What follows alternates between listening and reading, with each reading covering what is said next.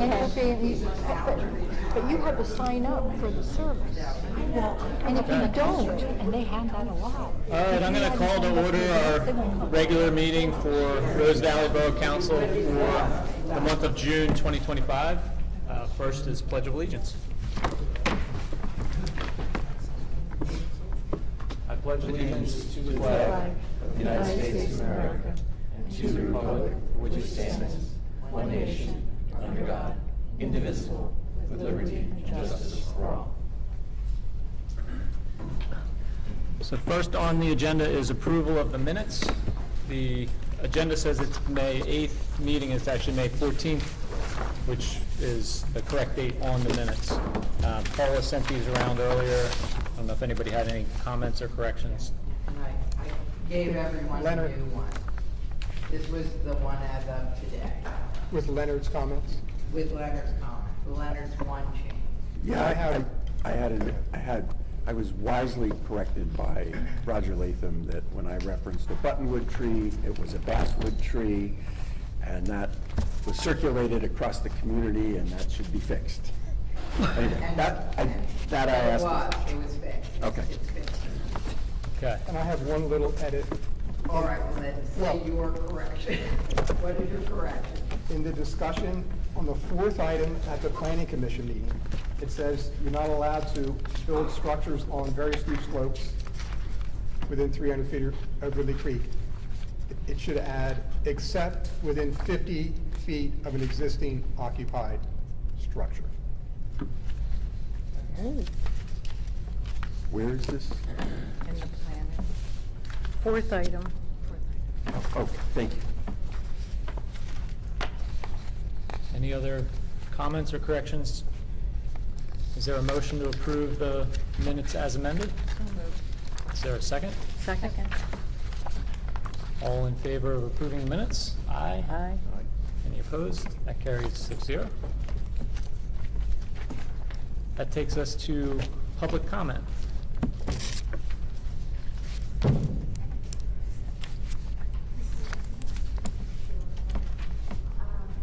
Hi, Sarah Butter from Borough in Rose Valley. I just wanted to inquire about the fence ordinance. I know there's a vote tonight for it.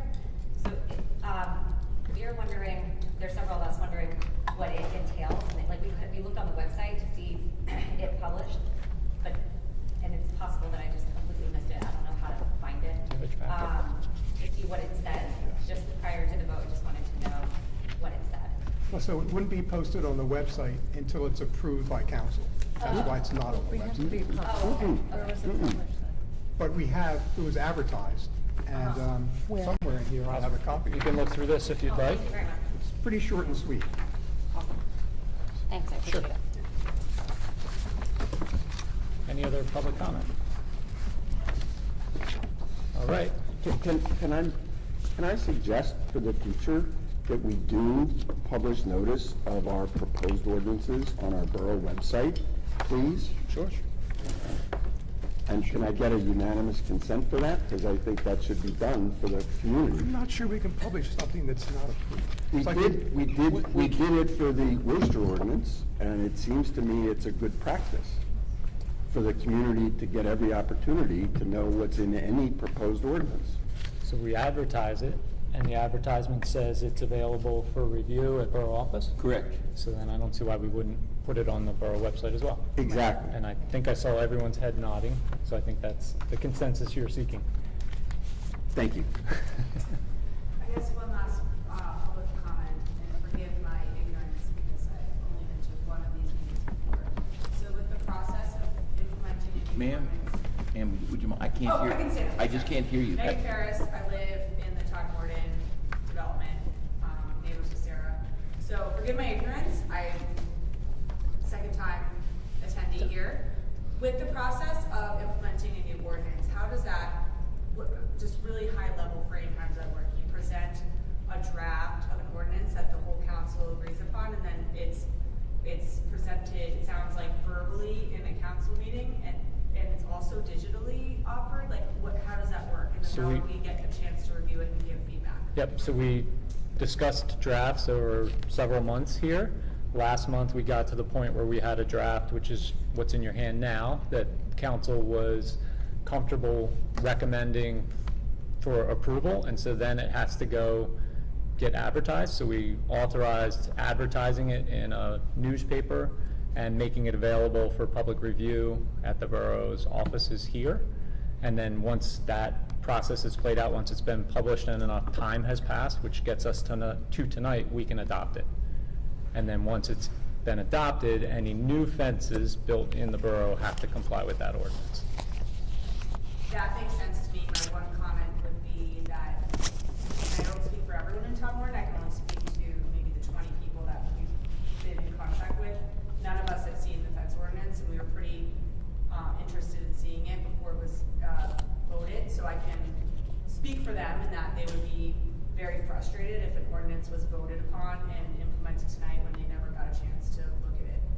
Because they were hawking the website and couldn't find it. Okay. Okay. So, I mean, we're reading it right, I mean, I haven't read it, but you're reading it right now, but I know that there's a lot of community members in Todd Morden that would be very frustrated. Okay. Any other public comment? All right.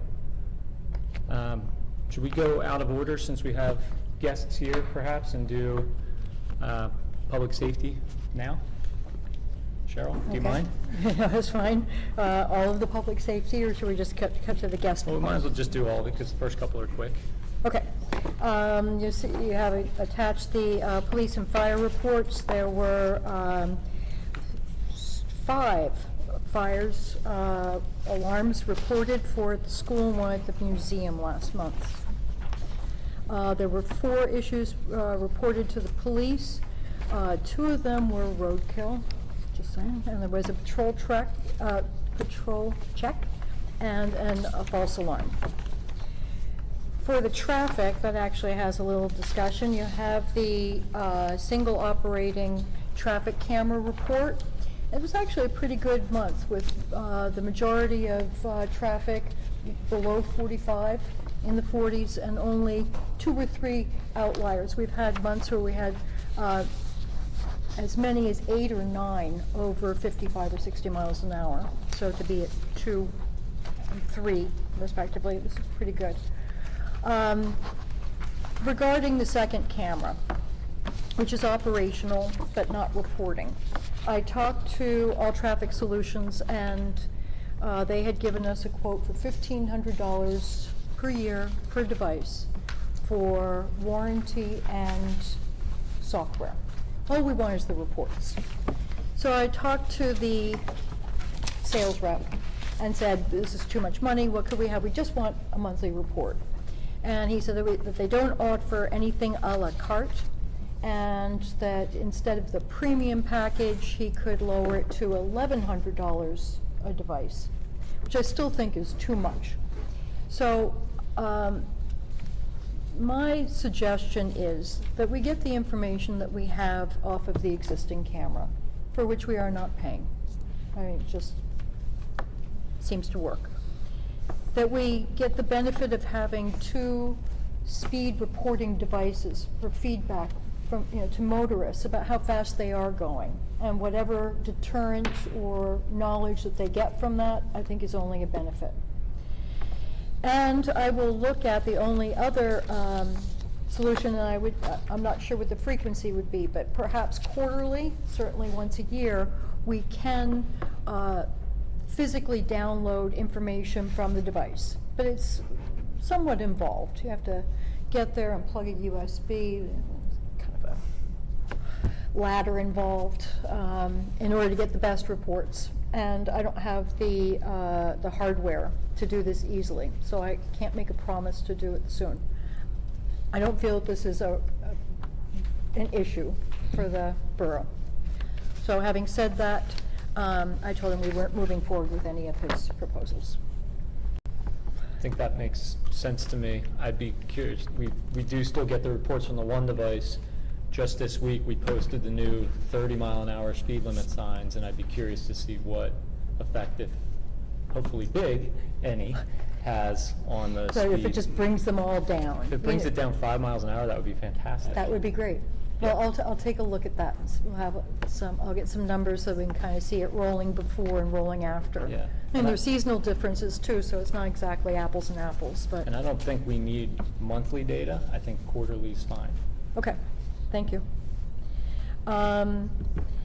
And then, the big topic, for which we have visitors and people that know so much more about this than I do, is the upcoming looming deadline for emergency services for Rose Valley and for everyone in Delaware County, as we've lost Crozier Chester. And that, as I understand it, ends on August 2nd, and that the county has assumed these services, providing these services for this 90-day period that ends then, if I'm saying it correctly.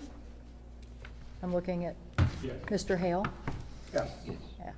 And so there's a proposal moving forward for our consideration. I'd like to hand it over to Bill because he rewrote the resolution and knows most about it. I'm not sure who else you want to Well, maybe speak. the person who knows most about it is Max Cooper. He's an ER doc, used to be an ER doc at Chester. I think now he's at Jeff. But he's been looking into this issue along with Colin Booth, who's the fire chief at Swarthmore Fire Company. So maybe you would like to. Yeah, would you like the three of us perhaps to come up to the mic and we could? Yeah, that'd be great. Council? Sure. Thank you all for having us. Do you want me to position myself? Where's the camera? It's behind you. Just there is great. It's fine. Here is okay? Okay.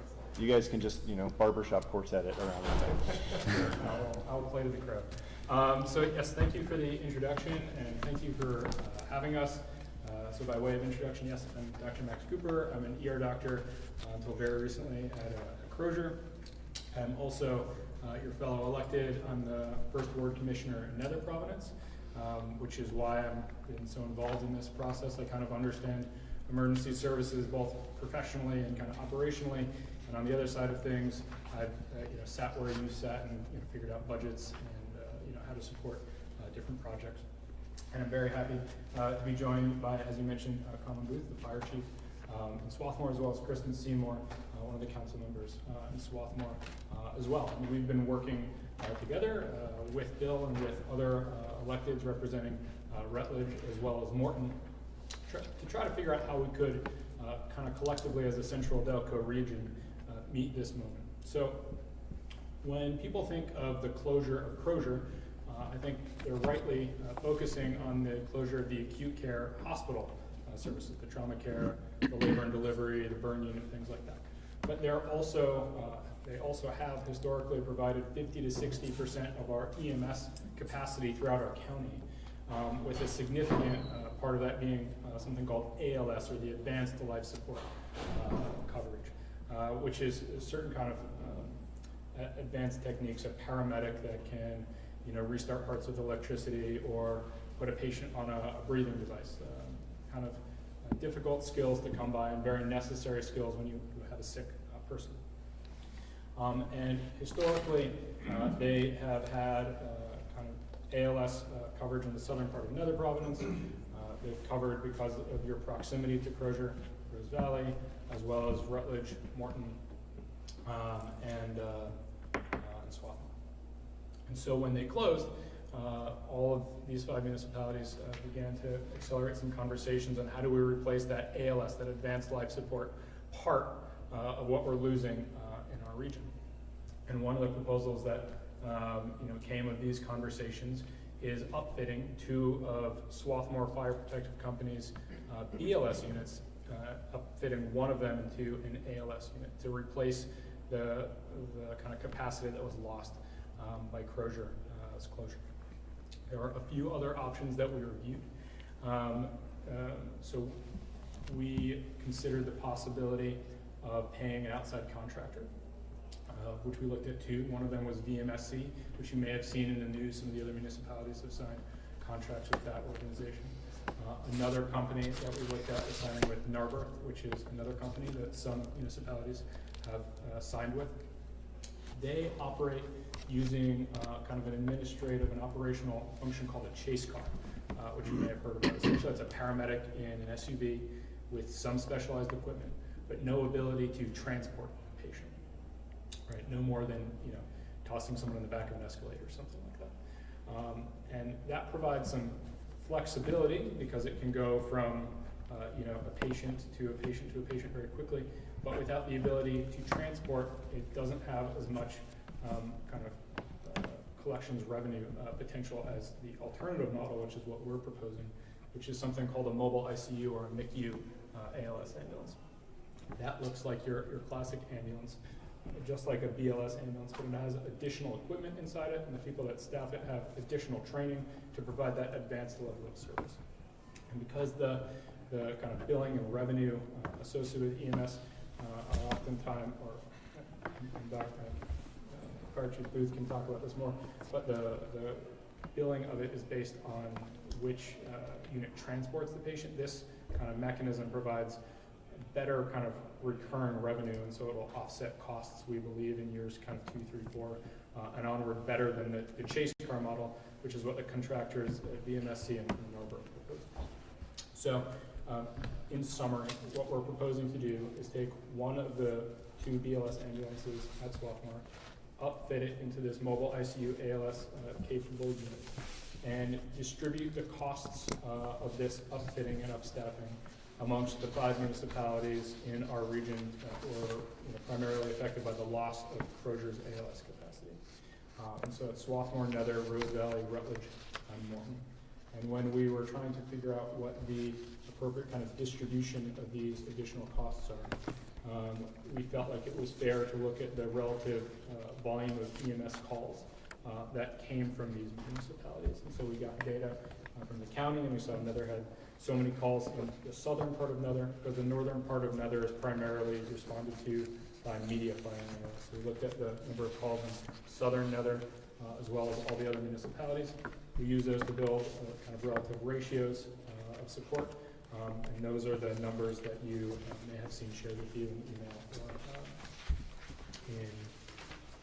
in the document. It says the agreement is dated 2. And so we're here, we're happy to answer questions, and we also wanted you to see the faces of some of the people that you'd be interacting with on this agreement. Know that we're kind of coming to this as your fellow electeds, hoping to help each other and reach an agreement. And happy to answer any questions you might have on the elected end, the technical end. So yeah, that's what we're doing. Thank you. And I'll just mention, before I call Colin up, the table in the shared cost agreement assumes no reimbursements or other revenue for the first quarter. And that's because the insurance payments are going to be delayed. So this is, the payments that are shown for that first quarter is with no insurance reimbursements. The table's going to get updated quarterly as data becomes available on the actual operating costs, actual capital expenditures, insurance reimbursements, and maybe they'll get a grant to help them out with the other revenue. So this table is really the worst case scenario, which is going to apply when they first start doing things. Colin put together a spreadsheet showing me what he kind of a guess at where he thinks things are going to turn up with reimbursements. And I'll let you talk about that. Sure. Thank you very much for having me. Again, my name is Colin Booth, the chief of the Swarthmore Fire Department. And also, I'll add, you're the chief of Croger's EMS. Yes, several years ago I was. I am also a paramedic, so I have that experience as well. Colin, the camera is directly at your back. My apologies. Is that better? Well, for them.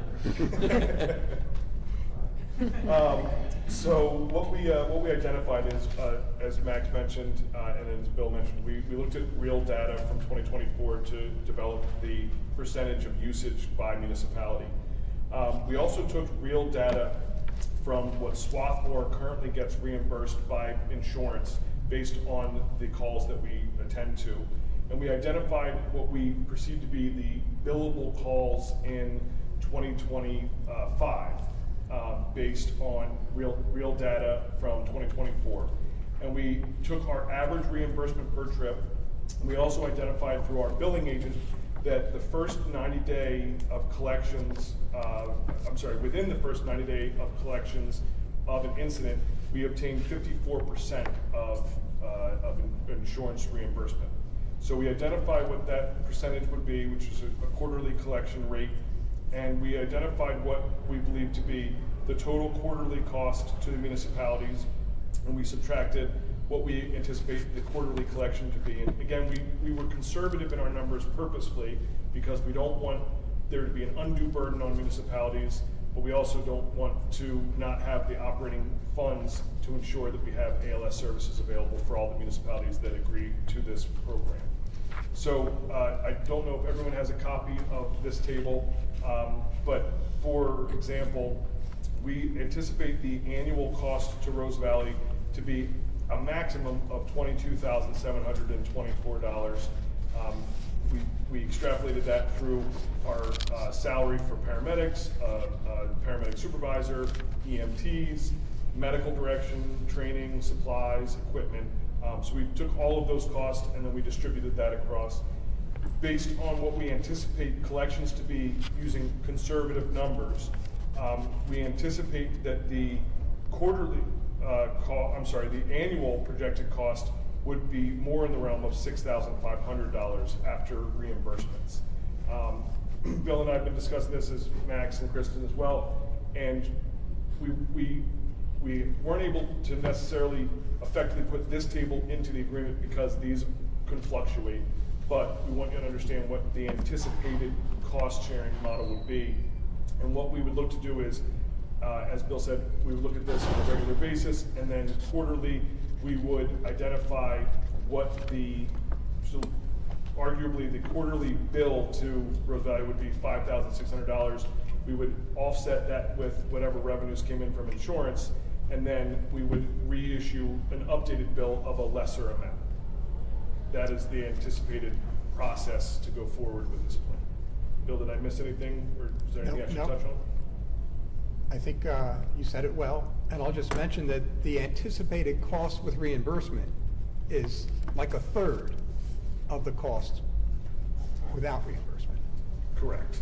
And that is, not to speak for the electeds, because I am not an elected, but I've been in all these meetings as a working group, and I think that was the premise of why the municipalities have identified that this is the plan that they wanted to move forward with, because the insurance revenues offset the cost to an extent that it makes it much more palatable, because this is not an expense that any of our municipalities have had to bear previously, because the health system provided these services essentially for free for many, many years. So Conlon, when I look at this table, this has everything. Yes. So this table has a 5-month cost? Correct. We anticipate starting in August Right. because that is when the stopgap measure from the county ends. And so it wouldn't be it would be more than just the last quarter of 2025. It would be a 5-month period. Right. And so I think there was a request to include that just so people can see what those startup costs Sure. could be. So this agreement would run from August of 2025 through 2026. Correct. So our 5-month cost for the balance of 2025 is this roughly $9,500 number for Rose Valley, but we would ultimately get some insurance reimbursement back. Correct, and again, what we've discussed doing, and we're still, I think, as Bill mentioned, working through some of the fine detail points, but whether it would be that we would issue an updated or revised bill for the first quarter of 2026 based on reimbursements over the 5-month period, or if we would adjust it before the end of the quarter. Those things I think we can all manage together and identify what's the most fair and appropriate for everyone. And I think we're headed towards adjusting quarterly. So Correct. the first 2 months is the end of the third quarter. I got August and September, and we'll see where we are. And then we can make some adjustments for the last 3 months of 2025, and then quarterly adjust as we go, as you get information coming in. So it's going to be substantial. This is probably the amount we'll have to give, like $5,681 will probably be that amount for the first quarter. But after that, it's going to go down substantially over time. But we'll adjust after the first quarter. After the third quarter of 2025, we'll adjust. And then what's the thought beyond 2026, if you have one? So I think, you would go ahead. Yeah, sure. So this kind of resolution and agreement contains language such that every year there would be kind of a truing up of the ratios, you know, as populations of towns shift. People move in, people move out. You would try to adjust those such that the next year is kind of reflective of the, you know, updating ratio of the home. And so that sort of language is contained in here, as well as language such that municipalities would need to give kind of 6-month notice of pulling out of the agreement to give the other municipalities a chance to kind of reorganize how they want to reorganize. And so this would be kind of a yearly recurring agreement that we, all of our municipalities agree to. But as far as a longer term vision, we just yesterday had a meeting with an organization called MESA out of Lancaster, and MESA is Municipal Emergency Services Authority. So just like you could have a sewer authority or a water authority, they created the first in the state of Pennsylvania an emergency services authority, which is this, you know, quasi-public, quasi-independent organization governed by board members appointed by the various municipalities that were signatories to this. And the kind of administrative value of that organization is it has the independent ability to kind of levy fees and you know, operate as an EMS authority. And so it solves some of the problems of kind of financial stability that a number of our 501c3 organized EMS organizations have had. And it also kind of solves the problem of you know, some people refusing to kind of pay into the organization.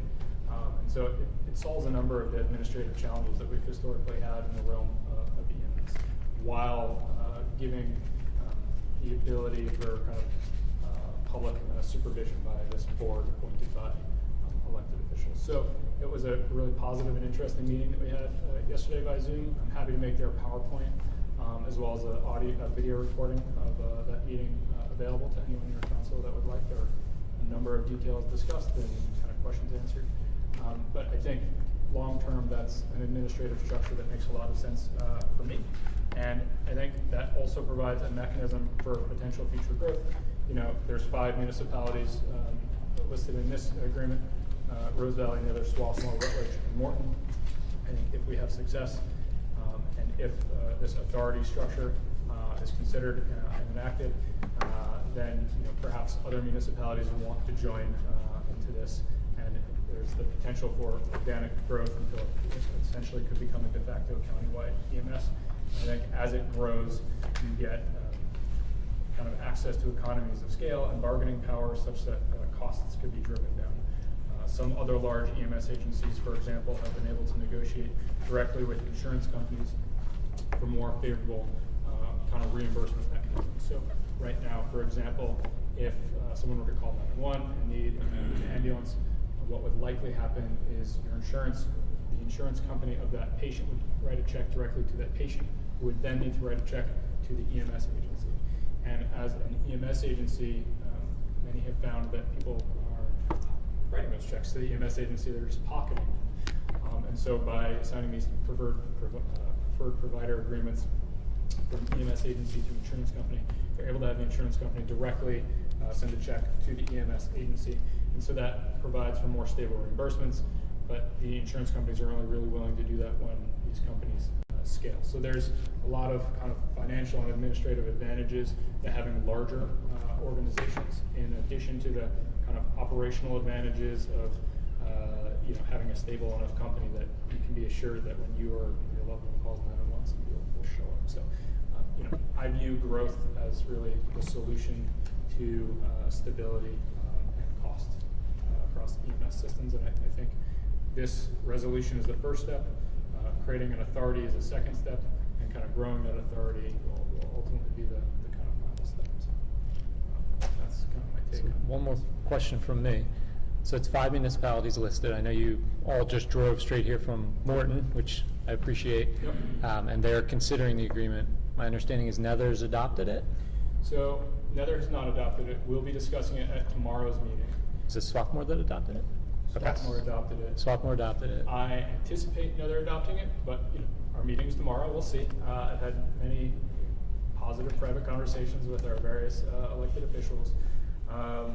I have likewise had very positive conversations with the folks in Rutledge. Morton is still in their process of considering and kind of fact finding, so they're a little bit earlier in their discussion. So we'll have to see. We had a positive conversation with them just prior to this, and their mayor and their council president have been an active part of our working group from the very beginning. So at least 2 members of their team have been with us from the beginning of the conversation. So sorry, then that prompts one follow-up. What happens if, Morton or Rutledge, somebody decides not to adopt? Do you then go back to the drawing board and redo it and need a new resolution, a new agreement? As far as a new resolution, we would need to probably discuss that with. Yeah, I think we said at the meeting, we're not going to sign, Right. we're going to sign the resolution, but we're not going to sign the agreement until everybody agrees. Right. The agreement would definitely need to be reworked because we would need to kind of relook at the kind of ratio, the amount that each municipality kind of joins in, because Morton is anticipated to be 26% of the total cost, another 40%. Swarthmore also 26%, and I believe Rose Valley's 3%. So if Morton decides they don't want to join, we would need to go back to looking at our costs and kind of redistribute those amongst the municipalities. Other questions? I have a lot of questions. That's what we're here for. And I want to begin by saying, expressing great appreciation. I know Bill spent an extraordinary amount of time and effort working on this. Max, I know that you've worked hard on this, and I support this result 100 ways from Sunday, okay? I apologize for being a lawyer, but I read all these words, and I'm confused by some of the words, okay?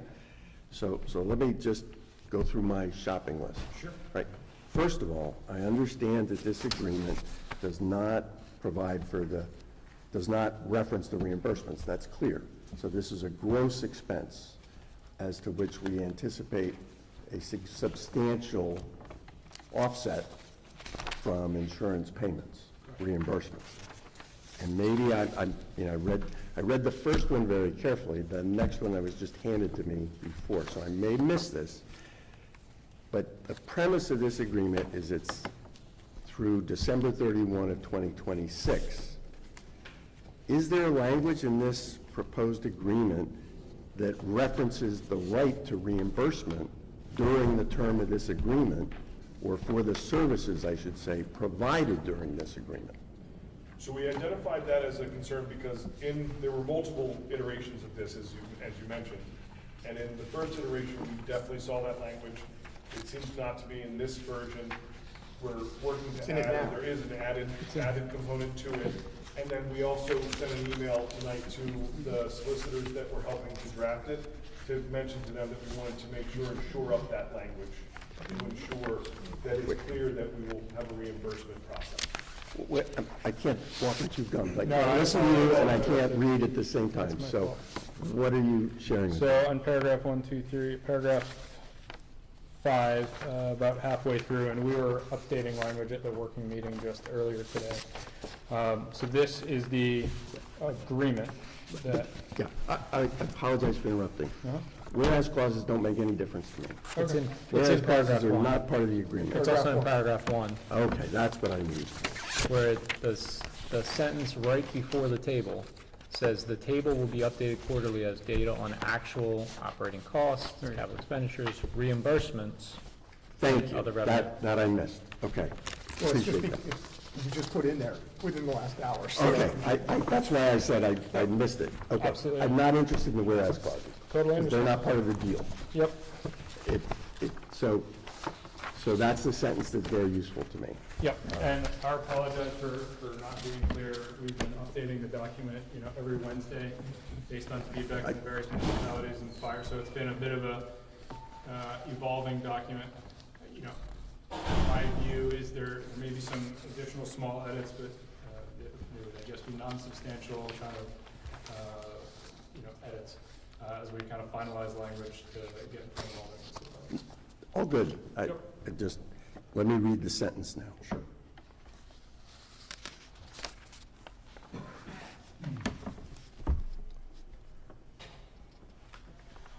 Well, therefore, in my view, paragraph 2 says where each municipality hereby individually agrees to make payment in accordance with their respective call percentage as set forth, and further agrees to make said payment.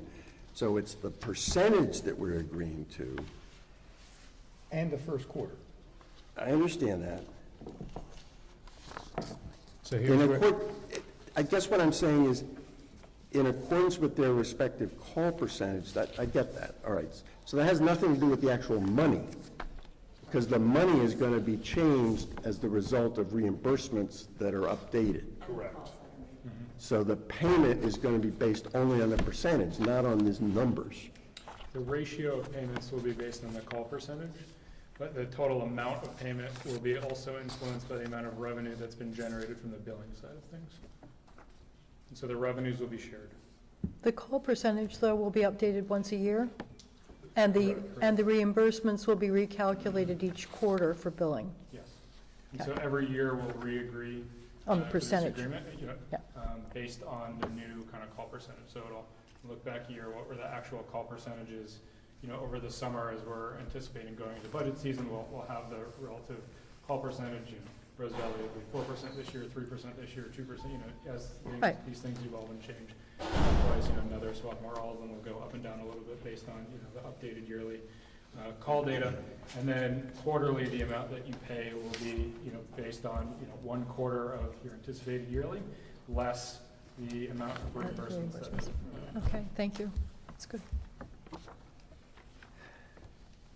These are all good questions. Thank That- you. There should be language somewhere that says the amount of payment. But wasn't that one of the things we added? Does that? Well, the amount of payment is the quarterly payment. That's what, and it's in the table. It'll get updated quarterly. Oh, the table will be updated quarterly? Yes. Okay.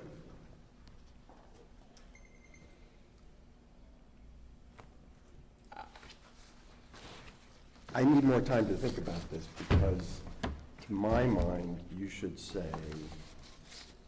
make this clear that the table, that it's based on the percentage as applied to an adjusted net payment that is required. Right, but for the That's what it says. the sentence above it says, this table assumes no reimbursement. I read that, I got that. So that's what's in the table for the first quarter. This is going to be a payment the first quarter.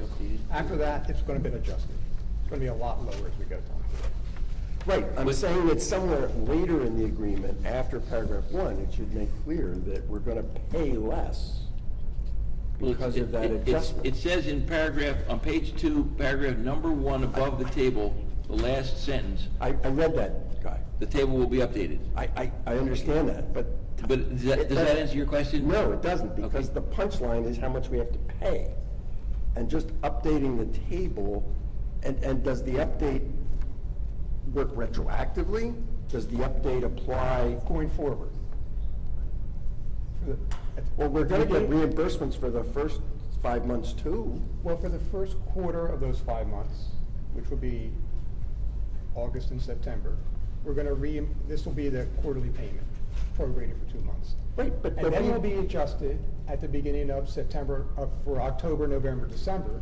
It'll be adjusted based on how much did we actually get in reimbursements or capital expenditures. But that reimbursement credit should be applied to the money we already paid, because it's a reimbursement for the services provided in August and September. As opposed to the next quarter billing. So we won't be issuing reimbursement checks, because there is questionable language about taking Medicare funds and then giving them to a non-EMS entity. So what we'll do is we'll offset the cost by the amount of revenue brought in from billing. And For the next bill. for the next bill. Okay. So your future costs will go down based Yeah. on So last you'll So get your quarter's future service. costs go down, but And you You get a get no, credit towards your next you bill. get no application of the reimbursement to what you've already paid. And maybe putting a finer point on that, you're not looking at what reimbursement you get from Rose Valley residents, are you? You're just looking total We're Swarthmore distributing it Fire by the Company. percentages that Right. we're using for the year, and then the percentages will be reevaluated on actual utilization. And On an so- annual basis. On an annual basis. So we have a percentage that's based on how many calls come out of Rose Valley that Correct. Swarthmore goes to. But the dollar amount we pay is based on what was Swarthmore EMS's total budget for that period, which takes into account Costs revenues, minus- reimbursements. Correct, correct. Okay. Yeah, as well as grants and.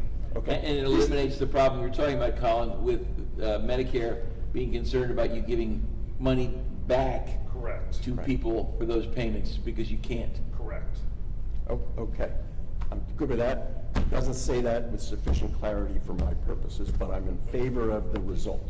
And All as good. Max said, we're gonna continue to tweak so that this is clear for everyone. And so this document won't be signed until all 5 municipalities have A, adopted a resolution, and B, agree to the language. Well, that's a chicken and egg problem, because, or a cart and horse problem. I agree, We can't, but we as can't Max pass said- an ordinance to approve signing something that we haven't seen the final version of. So Right. I'm happy to solve the problem, but I was discussing with Bill earlier, there might be some small, non-substantial, edits. this is not unsubstantial. Right. What the, But I think going forward, they'll be small, Right, non-substantial. but this is a thing that's important to me to make clear how it works mechanically, and it doesn't do that to my personal Is satisfaction. there some wording you would like to add to this to make that clear? I'm not, yeah, I'm sure there is. so it's the mechanism for billing that, I understand now, with the help of these wonderful people, what the plan is. Yeah. Just as a lawyer, it doesn't say that to me, because that's putting too much baggage in that one sentence Well, then to carry the freight. Could we add of another that sentence? arithmetic. But then the question is, if the borough adopts the resolution tonight, they're not signing the contract with these numbers in this table, so it could be adjusted before it is signed by the municipalities, once the five resolutions have been passed. And you could participate in that and help with that language. Nothing has to be changed with the chart. The numbers are historic and useful. But And they're the numbers that we're going to pay in the first quarter. that's all good. I'm all good with that. Okay. But the point is, it doesn't make clear to my simple mind how it works going forward, so that the amount of the expense is going to be reduced. This is an expense without reimbursement. It says it doesn't include reimbursement, that's nice, but it doesn't say what happens when there is reimbursement. Would you like? It says the chart will be amended, and I guess that implies that you're gonna have an amended chart, so the percentage applies to an amended number, Correct. and maybe that's sufficient, but that's, So how about? and how often is it gonna be amended? It's gonna be amended quarterly? Yes. Okay, well, I mean, maybe that works. So how about this, Larry? Maybe that works, I The get it. payment, the quarterly payments in the table will reduce over time and updated quarterly as data on actual operating costs, blah, blah, as reimbursements become available. I don't think we I can mean, say the more I reduce listen that, to it, because the we don't more, know. the more I understand better now, that sentence. Because You're if you're okay. updating it quarterly, the numbers will change. And you'll apply the percentage to a different number. The percentage is gonna be fixed. Yes. Our percentage is fixed until December 31st of 2026. And that's fine. The chart will change dramatically over time. We won't get reimbursed per se, we'll get a cost adjustment. Correct. So that we satisfy the Medicare rules. So it's, I see the wisdom of how you've done this. I wish I could take credit, but a lawyer wrote this, not me. Okay, well, and Are you comfortable with the language as it is, or would you like it to be set in a different the more I agonize over this, and I apologize to be thinking out loud. We've been doing this for. Okay. I now get that, okay? All right, I'll move on to the next thing. All right, so, Leonard, before we move on, can I make a related point? Sure. Which is, this is all tied to the Swarthmore Borough Fire Protective Association EMS budget. It says that it's tied to the 2025 EMS budget. Shouldn't this, I mean, won't it be tied to the 2026 budget when we get to 2026? I think you are correct, and again, I think that there was, and I have to go back to see if it is in here, I think that there was a note that we would provide our updated budget to everybody by a certain point of each year. Like currently, we don't have the 2026 budget completed. Yeah. And we have our costs for EMS, but we don't have a formalized total 2026. We have, well, that's not true. I guess we didn't label this a 2026 budget because we started it in August, but it is essentially the 2026 budget, so we can amend that. So you're guessing what the 2025 EMS budget is going to be for the last 5 months, and you Correct. put it in this table. Correct. That's correct. You can update that at the end of the quarter. Correct. You can update your budget, so it'll reflect 2026. We just probably need to put a sentence in there that we will update it. To reflect Well, the it says the current table will be budget. updated quarterly, yes. The table will be, I guess, or your question was the budget overall, right? I just think it's currently worded like this is all centered on the 2025 EMS lowercase b budget. And I think that you should take out the 2025 and make EMS budget a defined term. or just take out 2025, because the I'd rather document see it. itself is limited to 2025 and 2026. I think 2025 should definitely come out, but I think EMS budget should be a defined term so that we know exactly what all's going into that pot of money that we're reimbursing. I agree with that, and I agree with that 100%. And that is a question I'm trying to understand conceptually. So, help me understand. Crozer Chester's done. They provided EMS services that included ALS services. Swarthmore has EMS services but doesn't have ALS services. The goal is to upgrade as necessary and share the expense. Now,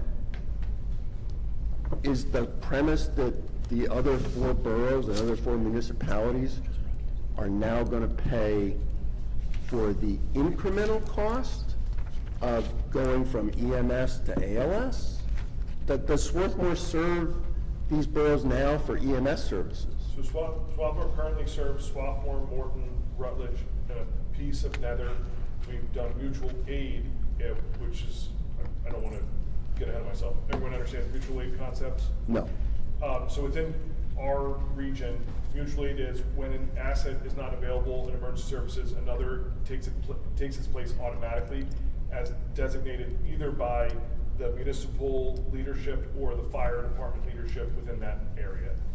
And so while currently we are not a primary provider for Rose Valley, going forward, we would be in this plan, but we have come into Rose Valley to provide services previously on a mutual aid basis. Okay, so Rose Valley has not historically contributed to EMS services from Swarthmore Fire Department at all. Correct. Except on a mutual aid basis. We For haven't- which we thank you. We haven't paid any money for EMS services in the past. Right, because it was Primary, provided. I think primary right now, we're covered by media. I think a portion is media and a portion was the services from Crozier that ended. 'Cause Okay. It's split. And a little portion, Long Point, is somehow Middletown. I didn't realize that. And, Nether was in a similar boat a few years ago. We had never paid any EMS because media, fire EMS was primarily funded by Riddle. Just, the hospital didn't have a legal obligation to, they just did. And likewise, the southern part of Nether Providence was entirely covered from a BLS perspective, Swarthmore and Brookhaven, and from an ALS perspective by Crozier. A few years ago, when reimbursements dropped, hospitals drastically cut their kind of funding of EMS agencies. And that's when media reached out to Nether saying, hey, can you help provide some funding? And while we weren't under a legal obligation to do so, we felt a moral obligation to support these systems that were so critically important. And so a couple years ago, that's when Nether started providing funding to Media Fire EMS. And that was when, the conversation started at a nascent level between me and Kristen and Conlon and some of the other people kind of seeing where the trends in funding and instability were going, and that we wanted to have some preliminary conversations because we kind of predicted something like this would happen eventually. We didn't know exactly this scenario, but we anticipated this being, the ultimate endpoint for the trend line.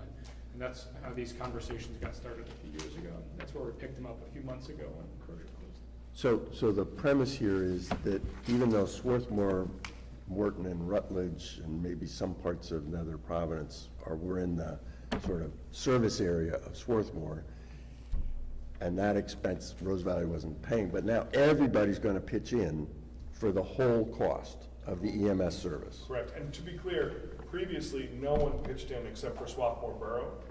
We just provided the basic life support services to those municipalities. And now, because there's an increased cost for ALS, we are now sharing the burden of the cost for ALS across the municipalities that want to be part of this coalition. And that's the nub of my question. Is the premise of this to support the expense for ALS as an add-on, or is it to support a percentage, is to have every borough contribute to the entire cost of EMS? The ALS. So we are going to separate our budget for ALS versus our other services that we provide. Okay, And that's why it indicates in here EMS budget, well, not that, overall budget. but I thought we just said ALS budget. So I think you're asking, are we providing just the funding for the increase of ALS over EMS? Exactly, I'm trying to understand that. Correct. So I think it's, and to your point, maybe we need to refine this a little bit. EMS meaning emergency medical services, which is actually redundant because it's EMS services, but so we currently provide BLS services, and Swarthmore Borough pays for that. We receive insurance funding that helps with part of that budget, and then donations from residents in Swarthmore and subscription programs from residents in Nether and Swarthmore. So that is the basis of our current funding. For this purpose, we took just the pricing of the paramedic and the EMT firefighter that will be on the ambulance with the paramedic, so the ALS unit only, and the equipment costs to make that an ALS unit, and that is what makes up this budget. It does not touch the other ambulance, the basic life support ambulance. So to your point, EMS is an inclusive term, but it is specific to the ALS portion only. Why don't we call this an ALS budget then? I think it's Because it's outlined, utterly it says provide ALS services, but to your point, we can clarify the language, say ALS budget. Again, didn't write this. No, that's fine. I'm not, I want to get to win, you know? I'm not against any of this. I'm for all of it. As I read this, I couldn't fathom whether we're being asked to pay for all of EMS, including ALS, or for the extra costs of the capital improvements to upgrade the ambulance and the personnel. Understood. And if for clarity's sake alone, to explain things to our residents and other things, if that's what we're being asked to do, we should say that. Absolutely. And it doesn't say that with sufficient clarity for me, unless there's a single sentence that I'm going to be talking through. You made a very good point. Well, Very good.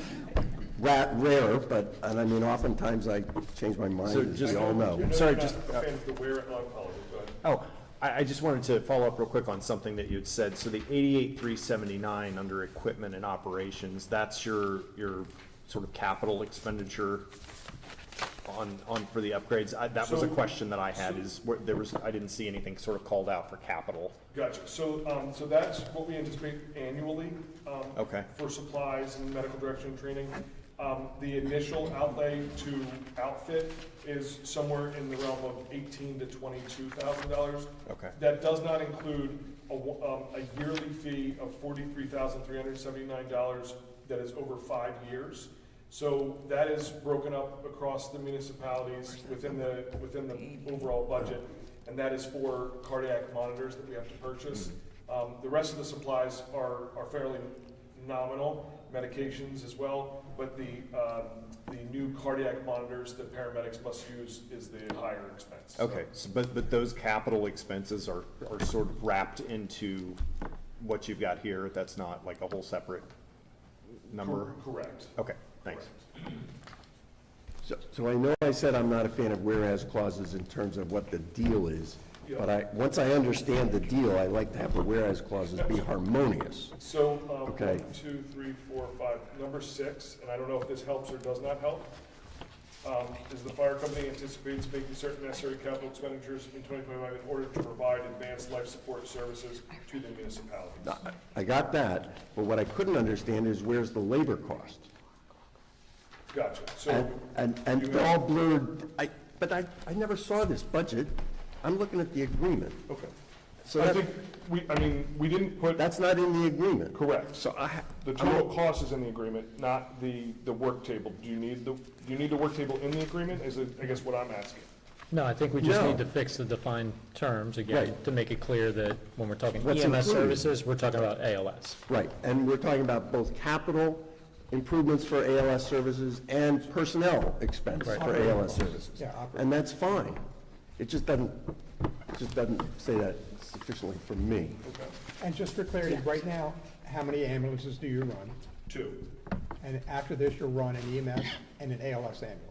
BLS and BLS, ALS. yeah. So and the BLS will be part of our current separate budget, and the ALS will be the shared cost amongst the municipalities.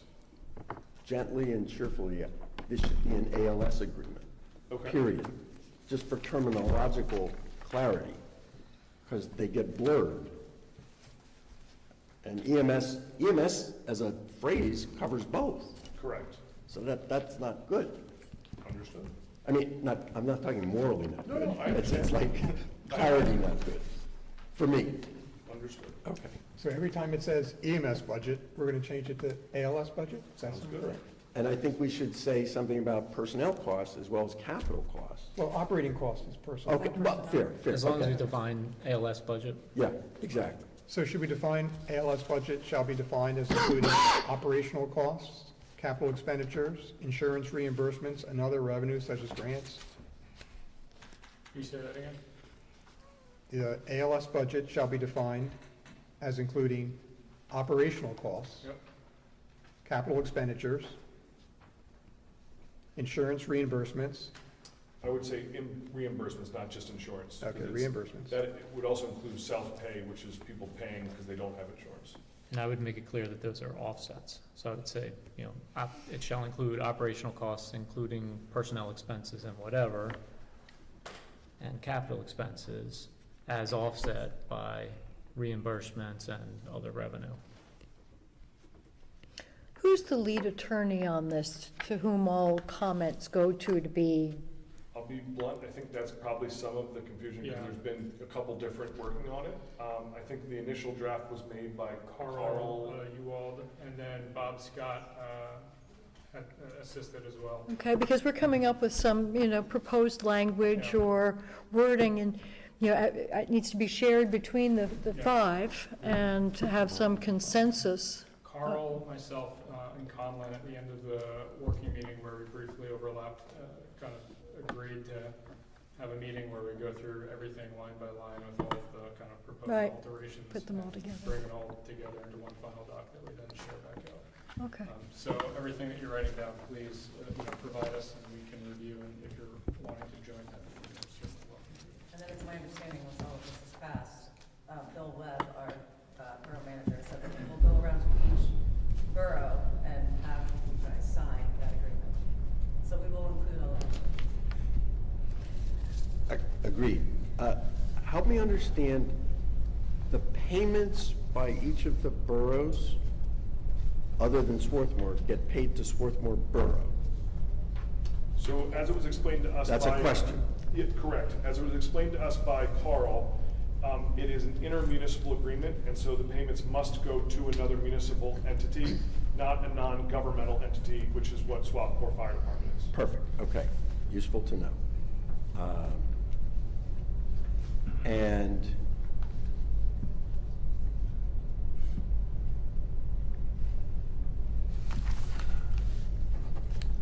why is it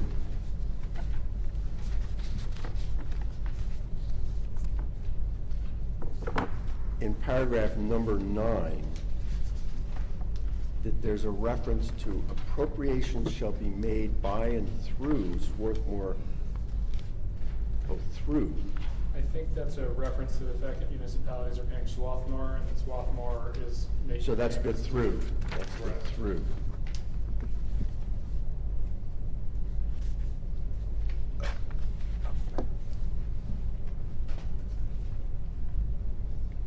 That's a bad sentence.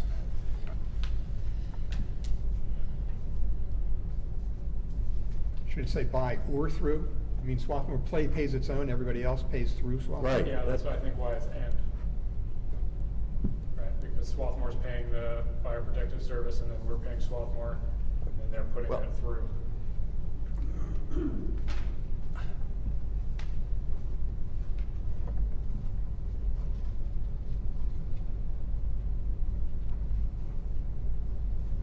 Do you like or better than and?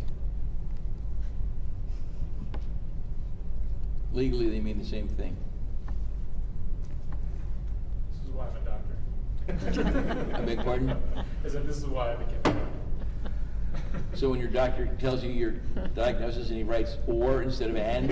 Very different things. Do we need to have this decided before we vote on whether we're going to move forward with this agreement? I don't think so, because I think that, my thought is that we pass a resolution that authorizes me but doesn't direct me to sign this agreement as almost a Right, and as gesture of good authorize it, faith. so that people can have the luxury of time at home to carefully read and email, or, I mean, this is, you know, be able to send things to people. I did have one other thing, though, I wanted to, so let me know, is now okay? Please. Oh, yeah. I think it'd be good to, if you could address the plan, if we're not ready on August 2nd, what our options are, what the potential costs would be, and what the plan is, because I heard it discussed today, and I think Yes. it's important. Sure. So with the caveat being that this is not an assured thing. Right. The working group had directed me to contact one of the vending agencies, which is VMSC, who is currently providing the services in this area on behalf of the county council, to ask them if they would be willing to do a short-term agreement. I did speak with them in person because they were there as we were leaving. Okay. And they did not say no, but they said that they are not generally in the business of short-term agreements. I'm gonna send them a written request tonight, and so we don't have a validation yet, but what we're going to ask them is, if we were not prepared to go live on August 2nd, would they be willing to provide us a short-term contract to continue services? And we talked about different lengths of 15 days, 30 days, 45 days. So I'm gonna outline that in an email to them to discuss. The cost that they have previously quoted, regardless of length, was $67.70 an hour. And so we would anticipate that if they did say yes, that it would be likely $67.70 an hour for whatever that length of time was, and then we would propose that we would then share that cost with the same percentages that we've outlined as actual utilization. Because I heard that, I wrote it down, but I wasn't sure I completely understood. That's $67, let's just call it $67 an hour for 24 hours a day. Correct. Yeah, so it ends up being about $11,000 a week. So we're highly motivated to, everybody wants, I know you most of all, you know, hope to be ready and have this done by August 2nd. But I really hope that Morton, I guess, did they decide to declare an emergency and maybe vote a little sooner than the 25th so people get started? During the exec meeting that we were asked to provide comment in, they did not declare an emergency. You know, we discussed that that was something they could do, which would provide them administrative flexibility to agree to a resolution earlier. There was no agreement on declaring a disaster emergency, at least during the exec session that we were at. And so it seems like their timeline to move forward is they would make a decision on, I believe it was June 25th was their, Yep. was their meeting.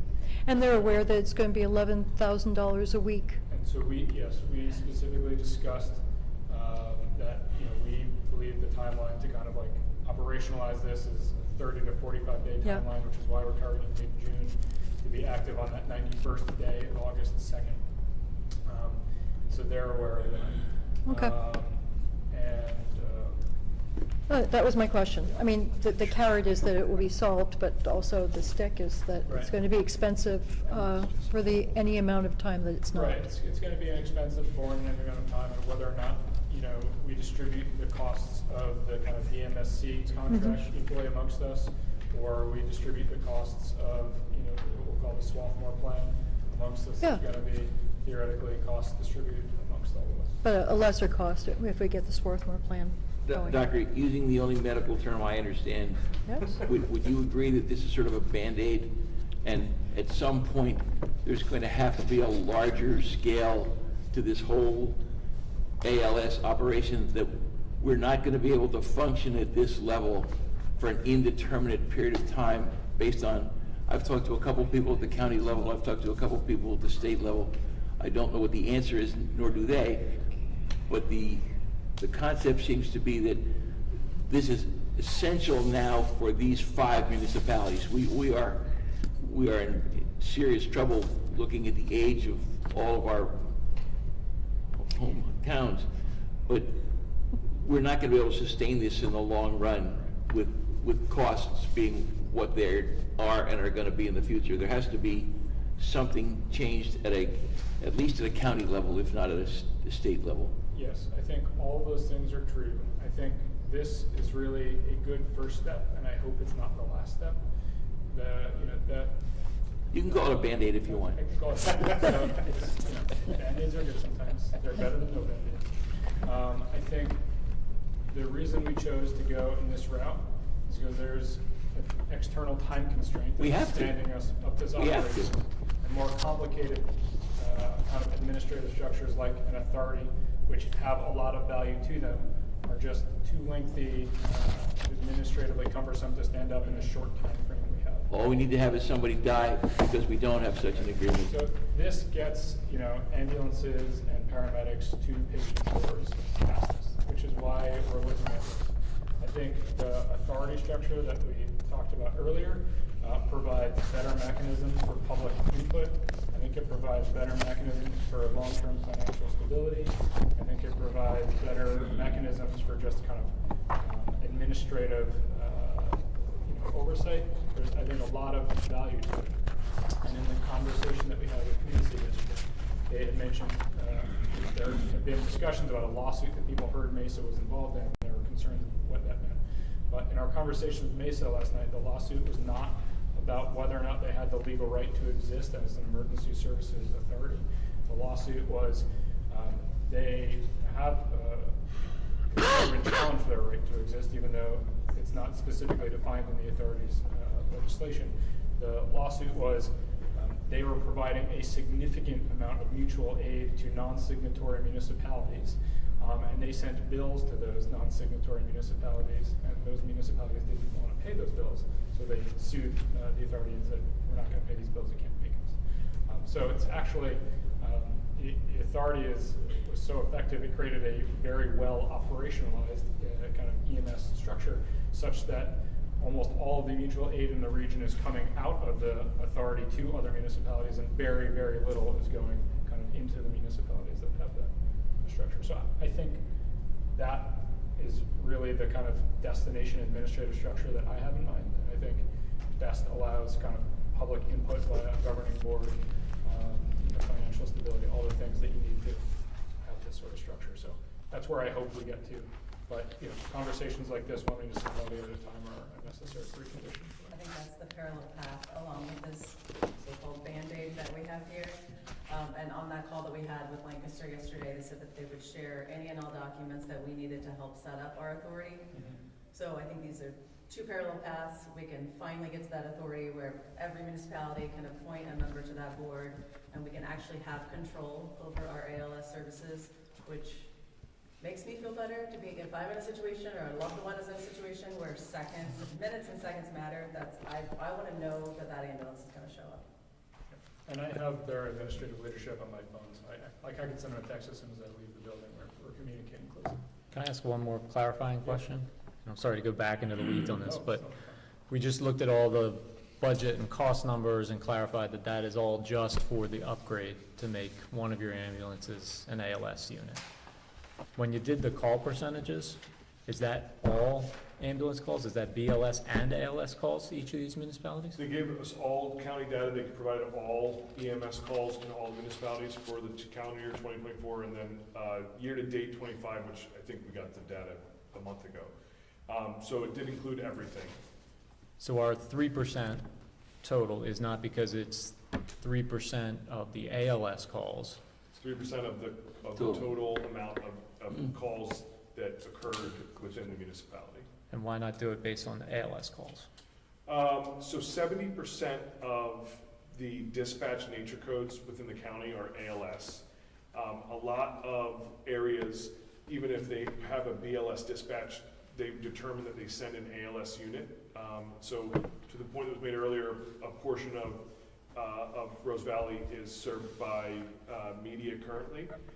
They only send an ALS unit no matter what the nature code is. Okay. And so that happens in a large swath of Delaware County just by virtue of the need. And again, 70% of the time, that is the requirement based on the dispatching mechanism. Well, but these percentages are based on the number of calls that we've got into Swarthmore, right? No, this is total number Total. of calls that occurred In the county. in the county, In the I'm sorry, county. in the municipality, Okay. relative to the total number of calls that occurred in the other right. municipalities as part of this All agreement. right, I misunderstood And that. so if we sign this, Swarthmore becomes our primary for both BLS and ALS or just ALS? It's your determination, but I think it would make the most sense for it to be for both, because it will be an ALS ambulance that goes and it has the capability of doing either one when they get there.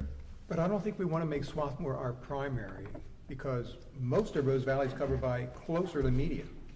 And that is the determination that can be made. Every municipality has that right. I know that for a period of time at least, Nether's northern section will stay with media and will cover the southern section, including a portion of Rose Valley. Right. And we're similar to Nether. You backed out our, the coverage maps. You backed out the media. Correct. Yeah. Correct. And at least Nether's board, we feel kind of beholden to media because we rate into our 25 budget that we're supporting their, fire and EMS agency to, I think it was around $85,000. And we didn't want to halfway through the year pull that funding and then put them in a weaker financial position. And so at least for the initial terms of this agreement, we're kind of, as a town, funding both based on the north-south split.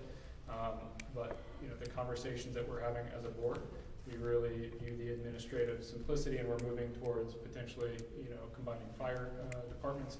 And so there's a lot of kind of energy and motivation on the board to potentially just, have agreements for the entire town. So, I'm one commissioner. I can't promise that's going to happen, but that's my sense of where the conversation is heading over the next few years. And so it wouldn't surprise me if at the end of these 17 months, the kind of next agreement, Nether is entirely within this. Can't guarantee that, but wouldn't surprise me. That's I don't want to make So- this go so- even, I'm sorry, go ahead. Yeah, you go ahead, I'm sorry. I just had a question. When you have these divided groups, divided localities, and you call 911, what happens, who sorts that out? It's Like, determined in what we call a computer-aided dispatch system. okay, so, So the 911 center has everything and it's all preloaded, and so it recognizes the address, it geolocates based on that, determines the unit that is designated by the municipal authority or the fire chief. And then if that unit's not available, then there's a listing of which goes in order. Okay. And then there's also something called dispatcher discretion, where if they recognize, hey, the next ambulance on this list is actually coming back from a hospital further away, it wouldn't make sense to use them because they're too far away, then they can make a discretionary decision to use someone closer. so it's all done through that dispatch Through system? a computer Yeah. system, and then also the dispatchers who have real-time awareness of where all the assets are. And this is why the concept of mutual aid is so important, because, if there's an emergency in Swarthmore, it doesn't mean that the people in, Rose Valley shouldn't be protected. That's why all of these Right. organizations have agreements to, you know, if we're busy, you protect our residents. If you're busy, we'll protect your residents, and that's kind of the linchpin of the entire, you know, system. Okay. And did I hear that different parts of Nether are primary for media as opposed to Yeah. Swarthmore? And similarly, here in Rose Valley? Yes. And who makes that designation? The borough? No. It is actually the municipal authority who is the right to make the determination. In 99.9% of the cases, the municipal authority dictates that to. Delegates local- that, delegates that. Thank you. Delegates that to the local fire chief. That's And the fire chiefs enter that information into the county 911 system. So my guess is that you designated a fire chief to do that for you. What do you call it, the cards? The cards, correct. Yeah, so the fire companies set the cards. Who goes where? This is our fire chief who's a volunteer who does It this for depends, us. South Media and Garden City. So I was gonna say, is Garden City probably your designated, they're probably closer to you, or is it South Media? Both Whatever. split. We're split. But And it's actually, already there's se- a it's piece already that's set Middletown, up too. now, That's right? Really, Okay. that's interesting. I'm along for the ride, whoever comes, if I say All it, that's right. good. I get it, I just was curious how And it the worked, important that's part is all. that someone will always come. Okay. All right, You know, yeah. We just want to make sure that there's enough assets to appropriately I'm cover. about this resolution, though. I have a question and a proposed solution. Okay. So paragraph 5 I thought we were- says that the municipalities hereby delegate to Swarthmore Borough. Now, that's complicated to me because Swarthmore is included as one of the municipalities. So Swarthmore is delegating to itself. Plus, it's confusing to me generally. I think what this means to say, and I'll read you the language I have in mind, I want to make sure this is right. The municipalities, which include Swarthmore, hereby agree that their obligations and powers to provide emergency medical services within the municipalities as provided for in the Intergovernmental Agency Act will be discharged through Swarthmore Borough. Sure, makes sense to me. Yeah. Right, but Rose Valley doesn't want to say that because we're not saying Swarthmore Borough is our company. Well, but that's what it says now, so I don't understand, then we have a problem with what it says now. And Nether has the same problem because you don't want to delegate, most of Nether is media.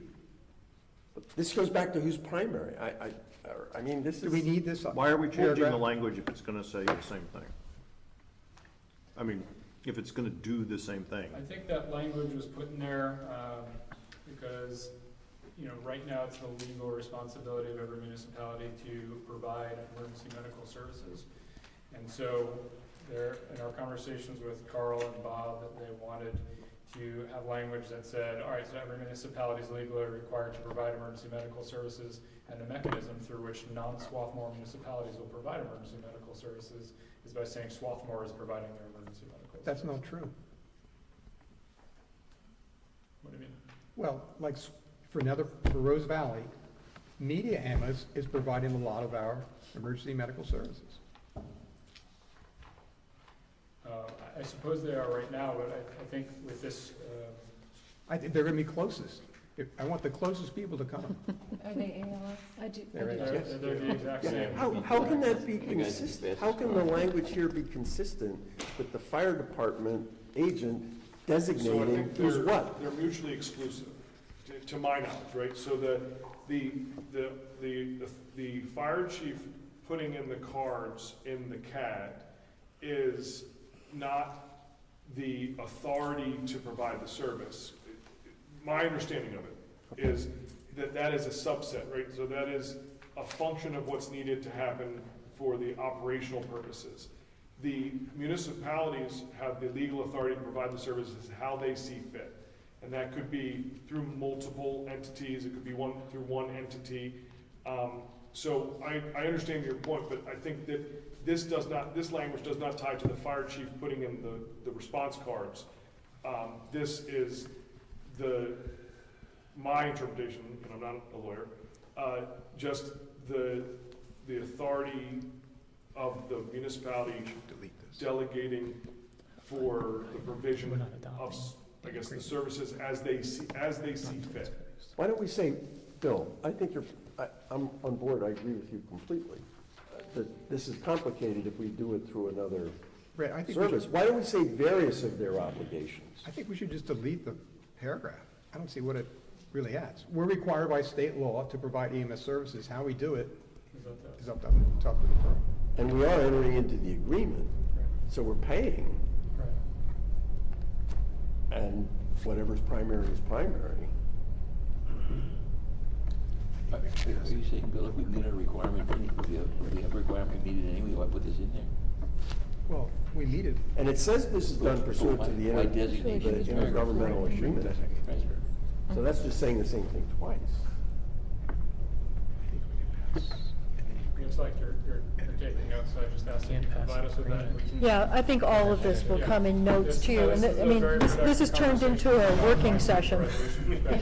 And my ask of you is, perhaps Matt or Bill could be present as we kind of review line by line. Yeah. Can we In move the EMS forward? budget table, it shouldn't say present swappable fire calls. No. It should say present EMS calls. I think we agreed with that.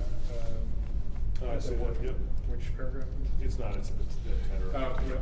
Just making it match what was written above it.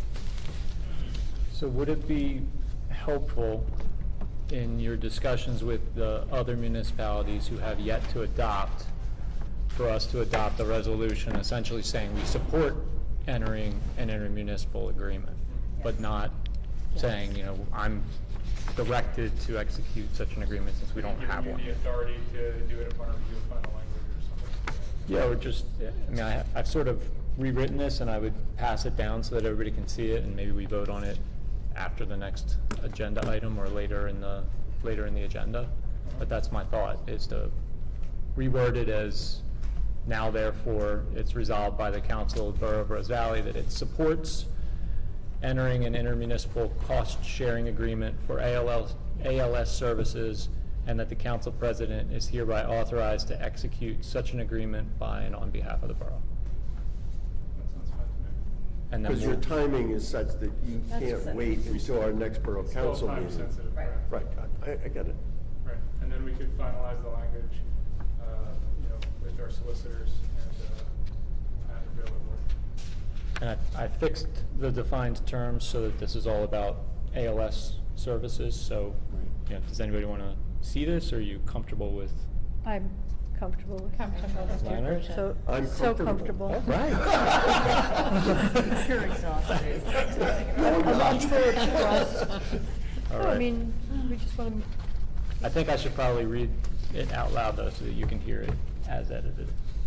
Okay. This is the resolution we're passing. This is the Not- resolution. Not the resolution for the Not the minutes. services Not themselves. the agreement. Correct. Okay. This is an edited version of Resolution 6-2025 that's in your packet. And it's approving, well, yeah. I would just get rid of this whole top paragraph, in fact. And just go right to the whereas clauses. I'm sorry, say again? So I'm just crossing out the entire top bold-faced paragraph and going Right, because straight. it's got straight that to the same thing with whereas. EMS versus Yeah. ALS, right? So it says, whereas section 1202, parenthetical 56 of the Borough Code provides that a borough shall ensure that fire and emergency medical services are provided within the borough by the means and to the extent determined by the borough, including the appropriate financial and administrative assistance for these services. And whereas section 2304 of the Intergovernmental Cooperation Law provides that local municipalities may cooperate or agree in the exercise of any function, power, or responsibility with or delegate or transfer any function, power, or responsibility to one or more other local governments. And whereas Crozier Chester Medical Center provided much of the advanced life support, ALS, ambulance coverage in Delaware County prior to its closure on May 2nd, 2025. And whereas Delaware County agreed to provide paramedic chase vehicles to provide ALS care on an emergency basis for 90 days following the closure of Crozier until August 2nd, 2025. And whereas Swarthmore Borough Fire Protective Company, the fire company, is a fire company located within Swarthmore Borough, which provides emergency medical services, EMS services, and is willing and able to upgrade its basic life support ambulance and operate it as an ALS unit. the ALS services. Whereas in exchange for these ALS services and to ensure they continue, the Borough of Swarthmore, the Borough of Morton, the Borough of Rose Valley, the Borough of Rutledge, and the Township of Nether Providence, the municipalities, desire to agree to share the cost of the fire company's 2025 budget for ALS services commencing August 1, 2025, and its fiscal year 2026 budget for ALS services, with each municipality paying a percentage of the fire company's upcoming yearly anticipated budget for ALS services equal to the percentage of the EMS calls located within that municipality during the prior year relative to all the EMS calls within the municipalities. And whereas the municipalities acknowledge that they have legal authority under the Intergovernmental Cooperation Law, the First-Class Township Code, and the Borough Code to enter into this agreement and appropriate funds for use by Swarthmore Borough to fund the fire company's ALS services. Now therefore, it is resolved by the Council of the Borough of Rose Valley that it supports entering an intermunicipal cost-sharing agreement for ALS services, and that the council president is hereby authorized to execute such an agreement by and on behalf of the borough. So, Matt, is there a way to finesse the premise that all the other boroughs support this when we've been told that Morton is just thinking about it? Is there a way to what? Finesse it. I mean, I don't know how we can pass a resolution that says what other boroughs are going to do. We can say we understand that they're going to do it or something, but that, we shouldn't authorize you to do this on the premise that they're doing it when we're on notice that they may not, or at least one of them may not.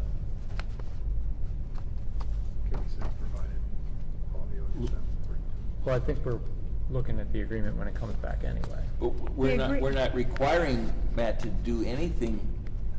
That's true. The agreement that's put forward has all 5 municipalities. It would have to be reworked if there were fewer. Right. So it would be a different agreement. And Matt is simply going to use everything he knows that's been discussed by council here tonight and other places or times as the decision-making process, so that he does not enter into an agreement that's not in accordance with everything that's been discussed and planned and proposed.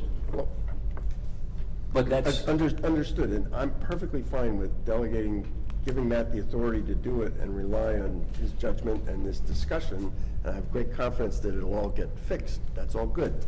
I don't understand how we can pass a whereas clause saying what other boroughs desire to do, because I have no idea what they desire to do. Well, do you want to change desire to may agree?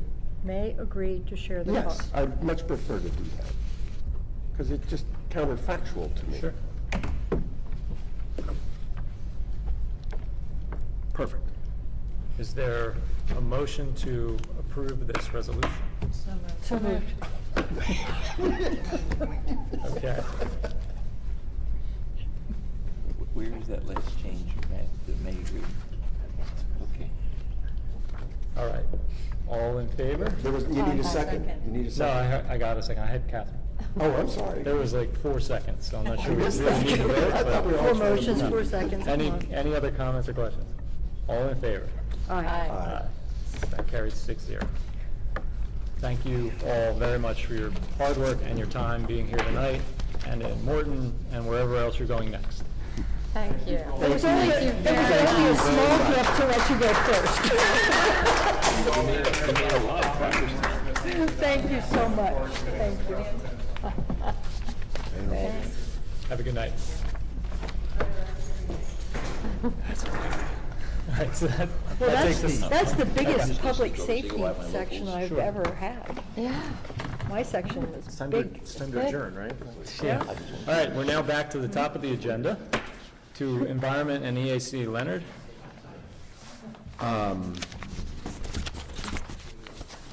Well, first I want to thank Matt for so kindly reading a very long report into the last set of minutes, and an appreciation for that, I'm going to be shorter.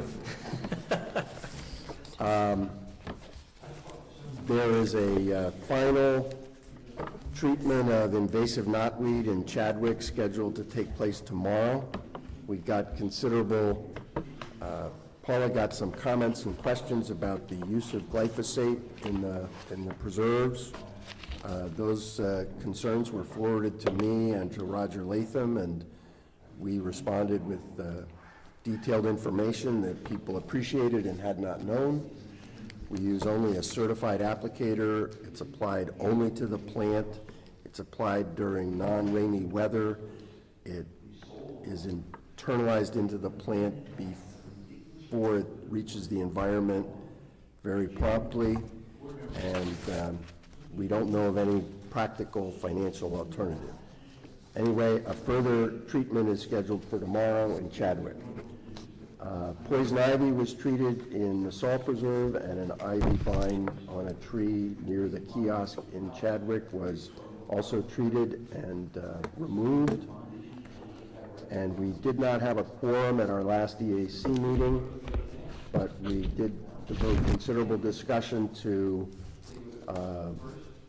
doing further efforts to learn about a rain garden in the Pew Park. There was also discussion of an infiltration basin as a way of compliance with the MS4 program, perhaps for our deadline in February of 2027, perhaps for the next 5-year period after that.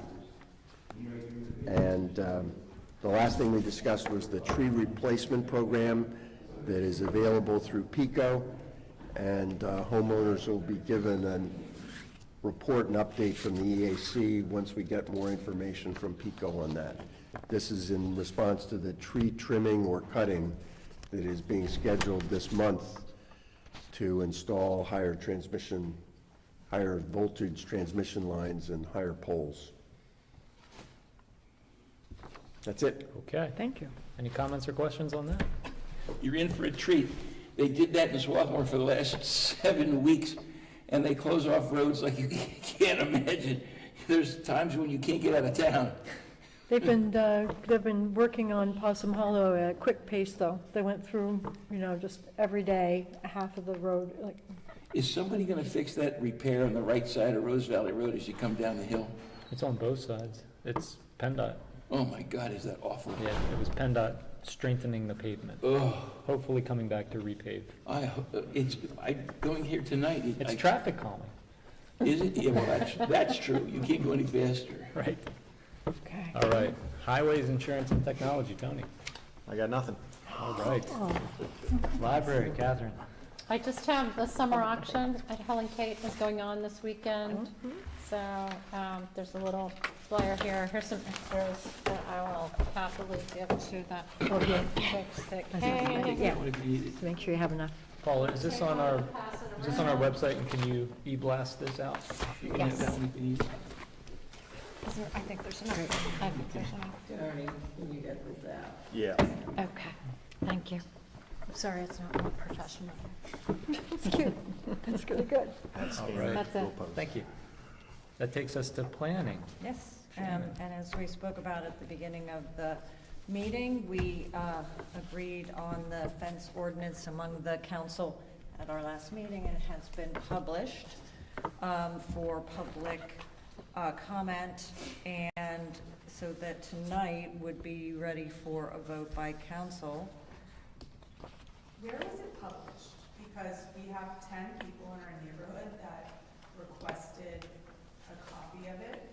4 people who specifically emailed people on the council for it and didn't receive it. They received emails back being told it would be posted on the website, and it was not. Who did- Can I just make a practical suggestion that, given all the time and energy we've devoted to the fence ordinance, that we defer a vote now and publish Sure. it on the website and provide it to our residents? Yeah, so people don't have to be unhappy about it. Because I think we should do that as As a matter That's of as a matter of good process practice. going Okay, forward. good. That's fine. I was just going to ask who they emailed and who told them that. Paula Healy. Told them that we, No, I don't remember getting emails from anybody from Todmorden asking for copies of the, I have screenshots from people asking. It was in my initial email that I sent, but I know it was a very long email. When I sent that back at the end of March or second week of March. We You didn't mean have a before the draft- last meeting? We didn't have a draft ordinance at that point. There were people that emailed today, To- Oh, well, if they, and you might have missed if it. they emailed it, I'm It was only in the open until sh- 12 yeah, o'clock. I mean, it doesn't, at this point, It it's gonna doesn't, publish it. but the point was being, I have a screenshot from someone, Bill Olberg, I think, saying he emailed, I think it was you, back in March, and you responded saying it'll be posted on the website for public viewing before it's voted on. And obviously, things fell through the cracks, and that's okay, nothing was intentional, but I think it's fair and reasonable, your suggestion, to put it on the website, and then it gives the public an opportunity to review it and fine. digest it and provide feedback. That's fine. Sure. I do have a question, just a process-oriented question. With the feedback, like reading through it, I can see it's a draft, there's some ambiguity. Like, what's the best way to provide feedback? Like, to convert it into a Word doc and provide red lines, like in private sector legal? I think that's fine. I would just note for council, if we make changes to this, we would have to re-advertise it, Yeah. republish it. I was We have told to in the re-advertise it Rooster anyway. ordinance that we did not have to do that, because we amended it You on you can make certain small changes, but if we're making Right. big changes. Correct. the, Then you okay, must re-advertise. I mean, who decides what's small and big? the general, without getting into specifics for sake of time, the general concerns lie in the grandfathering and the repairs and maintenance of existing fences. I mean, that's the probably the largest area of concern of language in the ordinance that people have, so. Yeah, I think there's some pedantic things, like defined terms being used, the definition, having fence in the definition of fence, things like that. But to Sarah's point, in the sake of time, I think from a substantive point of view, the biggest concern is how existing fences will be treated. The way I read this is that this ordinance defines and governs over construction of fences, be it both new construction and also maintenance of existing structures. So then the question that our neighbors have are, right now, there are fences that are in violation, that are not in compliance with this document, and that's okay because they exist today. But the minute they need to complete a repair, for example, if it's too high, if it's higher than 8 feet, or if the orientation is out of compliance with what's defined in here, which I think what's in here is fair and reasonable, but then the question is, how is that process managed? Like, our neighbors that have a fence that the good side of the fence is facing in and the structural side of the fence is facing out, if they need to make a repair, are they gonna have to then swap the fence? Do they have to go, like, how, and I think just to think about it, maybe there should be a section of new construction versus maintenance, or I don't know how you guys wanna deal with it, but I think it should be defined so that that ambiguity is removed. Okay. What is the answer to that? I think that we should get our solicitor to give us a legal opinion on the extent of grandfathering and what that means for maintenance. Okay. And then we're prepared to think about what changes might be needed to the ordinance at our meeting next week. or It's a next very month, good excuse me. point. I thank you for that. It's a very good point. We've been talking about fences in every meeting since last September, and have had So several. this is like the foul ordinance, you guys have been really excited to. The one Yeah, other- no, we just love, having, and because aren't there other people who are like, why can't you get it done? But we will take a look. It's a very good point, and it hasn't come up before. But we did talk about it last month and the month before, and for residents who want information, so we are going to add this to the website. The website has been a work in progress and is getting better all the time. It had never been there in the past, so this will be a new first for the borough and a good one. The other good first is that, thanks to Tony Orr, these sessions are recorded, and they're available on the website, both for live streaming and for retrospective viewing, where you could just fast forward to the fence discussion and see what people, hear what people said. I didn't realize it was it wasn't on the agenda that I had seen for the last, and it's possible that I missed that for the last meeting. I didn't see it on there, or at least someone told me. It was definitely on there because we voted to advertise it. That's in our minutes, it was voted. Fence, at the yeah, last- it's under planning. I just, Oh, it's in the minutes, I got it. How does that work?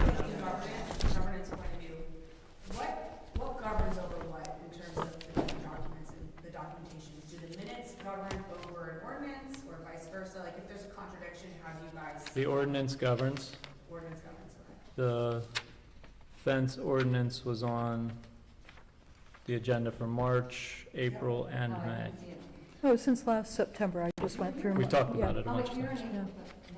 September, October, November. Do you want to re-advertise for passage next month? Oh, we have to re-advertise? Oh, yeah, we the must adoption? be, well, because it's on for a vote, so we either need to table it or defer the vote tonight, and we need to re-advertise it because we didn't pass it.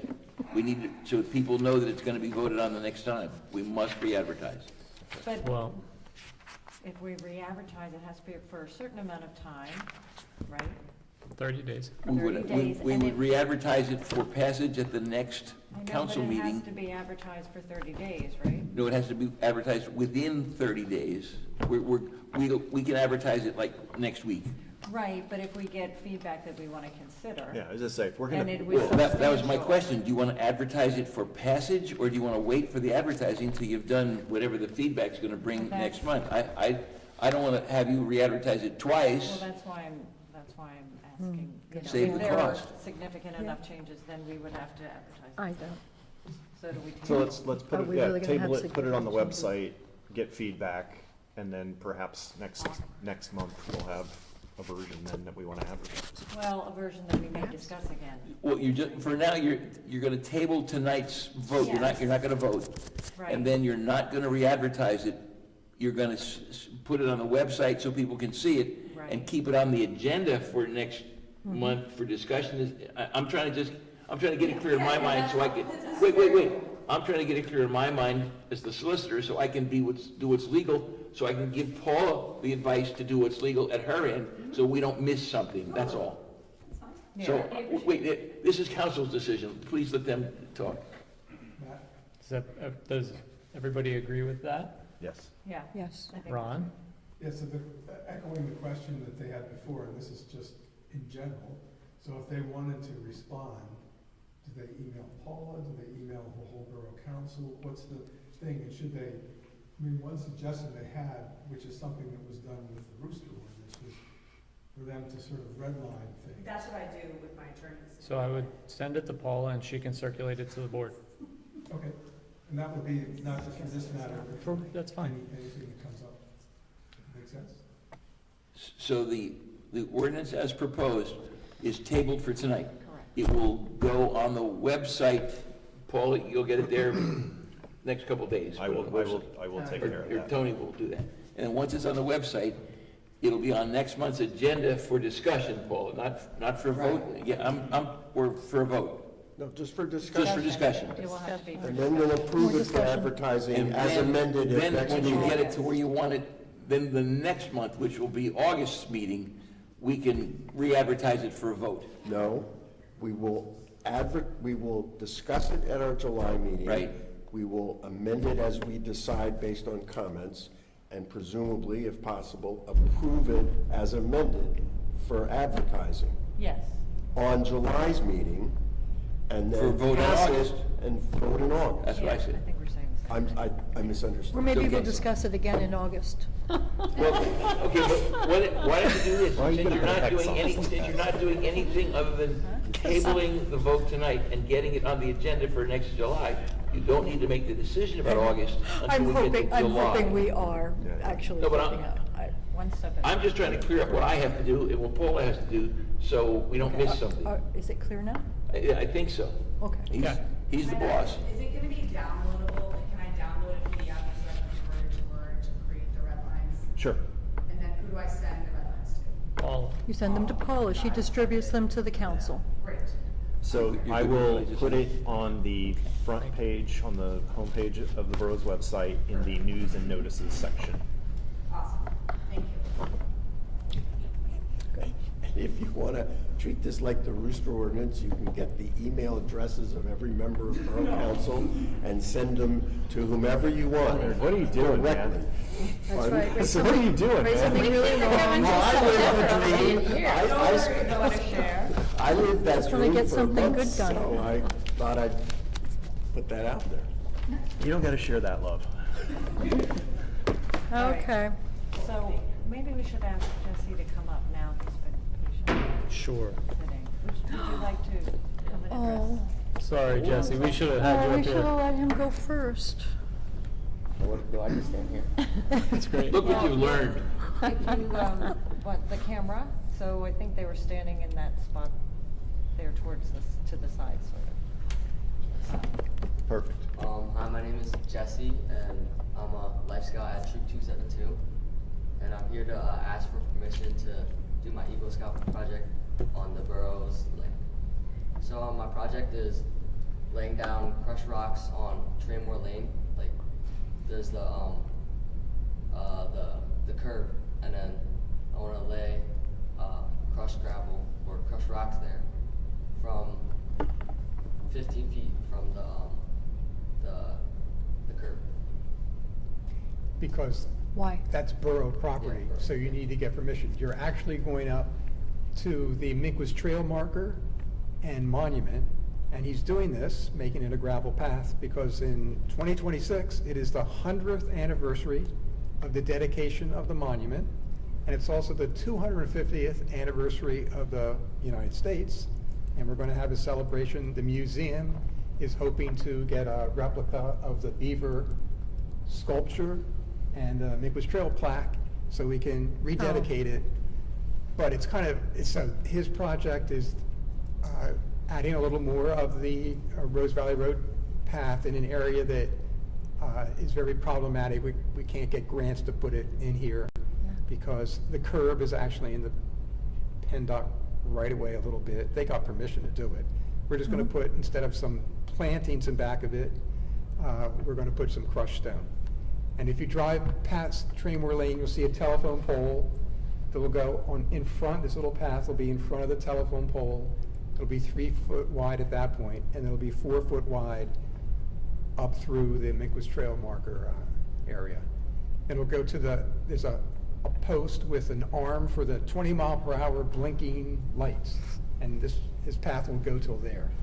And then he will be out of the PennDOT right away completely, and we could maybe get funds for a real path, but for this, it'll be a gravel path. But he just needs the borough's permission, since he's going to put this gravel on 15 feet of borough property. Chris? Is this north of Traymore? It's north of Traymore Lane. And we've talked to Cheryl Hayes about, Ron Plug, I think, helped with planting these little plants at the entrance to Traymore. Some of them are going to have to get relocated, and Chris, you planted some of them. And Cheryl is busy drawing out where to move, which plant, and she has a little diagram. And your scouts, under your direction, are going to relocate the plants. And I think it sounds like a wonderful idea. Thank you. he's not Thank you. going to build it, but we're going to have a little stone retaining wall to extend the curb to keep the water from washing away the gravel. When water flows down Rose Valley Road, Oh, yeah. it would wash So away the retaining wall gravel. will block the water. Yeah, it'll keep the water out, just like the concrete curb Like keeps the the water curbs out do. on borough Right. property, and a little bit of, Traymore too. yeah. So that's his project, but he needs your permission to put down some gravel. I move to give permission. Is there a I'm second? in favor. Second. Okay. Any other questions? Oh, I'm kidding. Wonderful. Thank you. Right. All right, all in favor? Aye. Congratulations. Good luck. Thank you Thank very you. much. Thank you. Thank you. We Congratulations. appreciate it. And Thanks for being so thank you for waiting patient so and long. waiting so You were long. most gracious. Yes, thank you.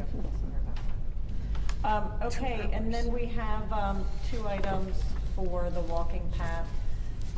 We got a very competitive bid on the construction part of the walking path from, James R. Kenny, Excavating and Paving. Their bid was, $229,002. The other bids were north of $390,000. Matt Hoopman has recommended that we award the contract to the Kenny Company, and our task tonight is to approve awarding the bid to that low bidder. Matt, if I might, in the letter Matt Hooten makes reference to the fact that He was checking references. he has asked for 3 references for similar work. And pending the results of the reference confirmations, I recommend Borough Council award Rose Valley Walking Trail Project to James R. Kenny Excavating and Paving. Did he get those? I would ask that you, Well, yeah. I would ask that you Or just include make it those. subject to it? Yeah, Yeah. okay, just make it So subject to. approve, subject to the Subject to Matt recommendations receiving, coming through. to and Matt being receiving and satisfactory. approving acceptable references, 3 references for similar work. Okay, so I'm gonna make a motion. Sounds great. We're subject to Matt's approval. Yeah, so,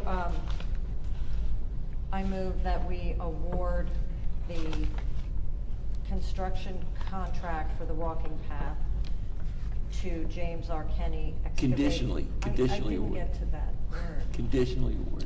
She's still going. It's her motion. All right. Continue, Shannon.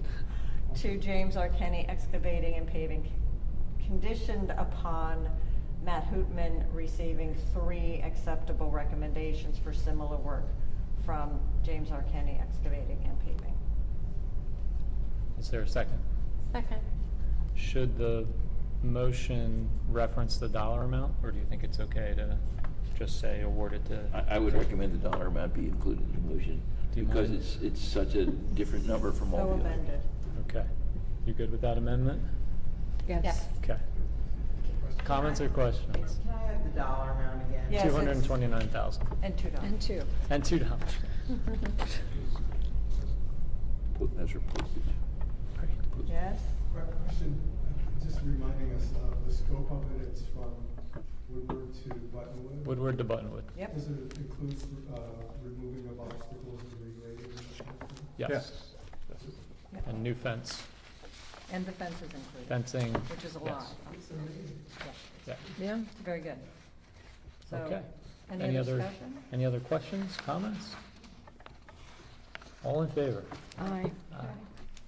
That carries 6-0. Now, the bidding documents did not include the landscaping. That would be replacing the Thomas's hedge, trees, shrubs,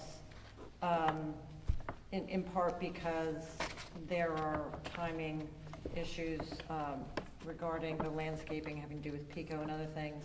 May not be the same type of company that would come in and do the landscaping, so that's going to be a separate bidding process.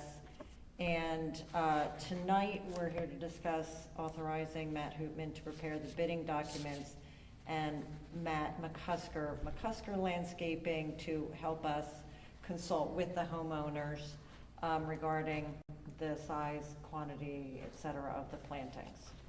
And it really is just the replantings, because the contract we just awarded includes, removing bamboo, the privet hedge, the seeding and mulching. Yeah, so they're not doing the removals, they would only be This is doing just the the replanting. replacement, yeah. Right. Yeah, so I'm gonna make a motion. I move that we approve Matt Hootman to prepare bidding documents for the landscaping and for Matt McCusker to advise on working with the homeowners to specify the plants and size, quantity, et cetera. Is there a second? Second. All right. I have a practical question.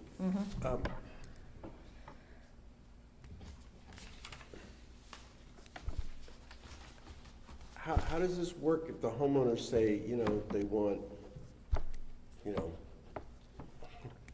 50-foot tree installed? Or where is the financial restraint component on what the homeowners can ask? I mean, I understand that we have to approve the bid documents Right. once Matt gives them to us. Yeah. Right. But how is Matt, what prevents the homeowners from just asking the world? Well, we have to talk to the homeowners, and we have to have someone who knows about plants, Matt McCusker. Right. That's done a lot of work for the borough on landscaping. These are, so he's a good person to do that. But we're talking about replacement plants, maybe they're 6 feet tall. And But we don't have to agree if they say, I'd like a. 40, yeah, we don't have to agree. Nor do we have to cap it in advance so we can squeal when we're stuck. And having You talked to know. them all, they're all reasonable on these Okay, points. that's- Yeah, I just we're wanted to not understand, bound. yeah, Yeah. we're not bound. Yes, that's Okay. appropriate. Fair. Any other? If anybody's unreasonable, we're operating in our own right of way, I guess is the heavy-handed way of thinking Yeah. about it. Right, putting in the path is in our, but these replacement little trees, they're gonna go on their property. If they don't want them, No, I it's okay with Right. us. But Right. Okay. Hopefully it'll go smoothly. Any other comments or questions? All in favor? Aye. Carries 6-0 as well. That's it for me. Thank you. All right, yeah. One other question, on the last item, like the first motion about the awarding of the contract, was there a time frame that these folks were, It's whenever we give them the notice to proceed. we can, so it's, It's going to be whenever we give them the notice to proceed, which will be whenever PICO has completed its work. It takes a while to write the contracts. it's expected it would be this year though? Oh, absolutely. August, September, hopefully. Chris, you've been waiting for this moment all night.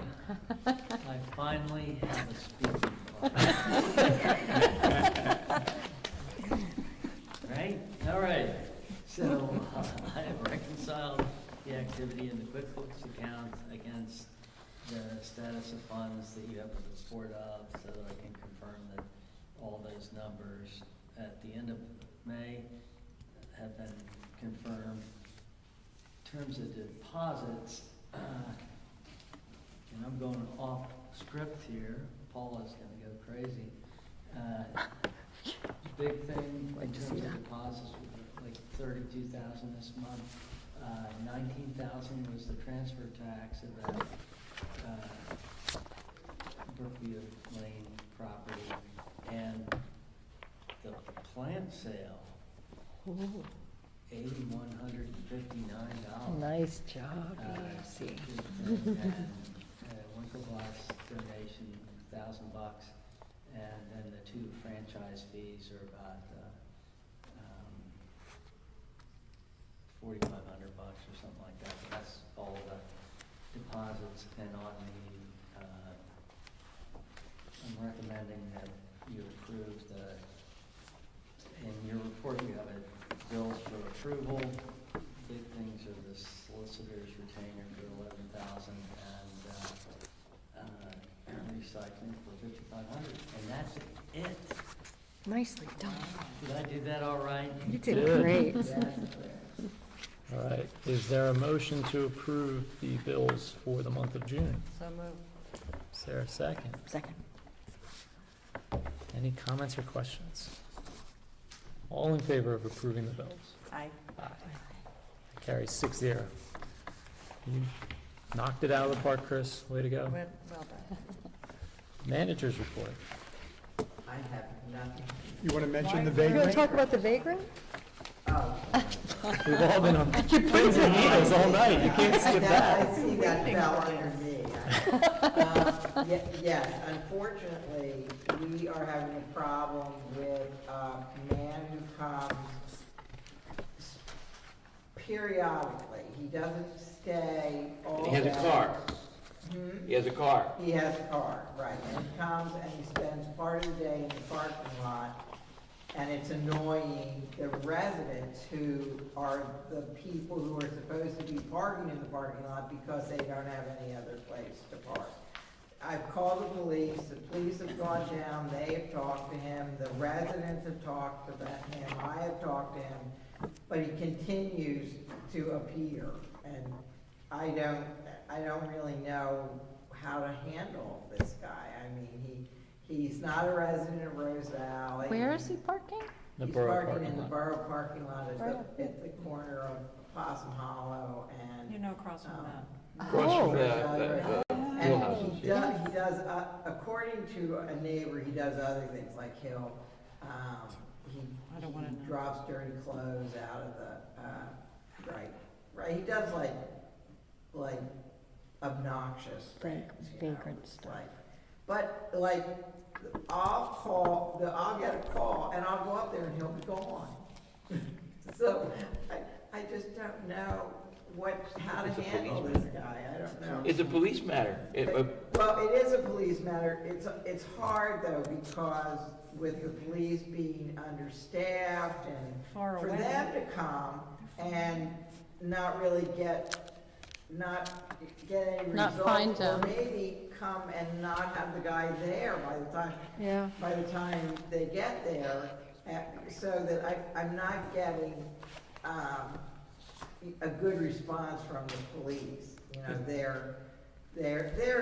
they're just stressed out because they don't have enough manpower to handle everything that they have on their plate. And so this, and then having someone who they can't really do anything to, you know, I mean. Well, when he leaves, when the Yeah, police come, he leaves. But his car is registered, he has a license, you know, Do they know who he is? Is he No, I drop- don't know.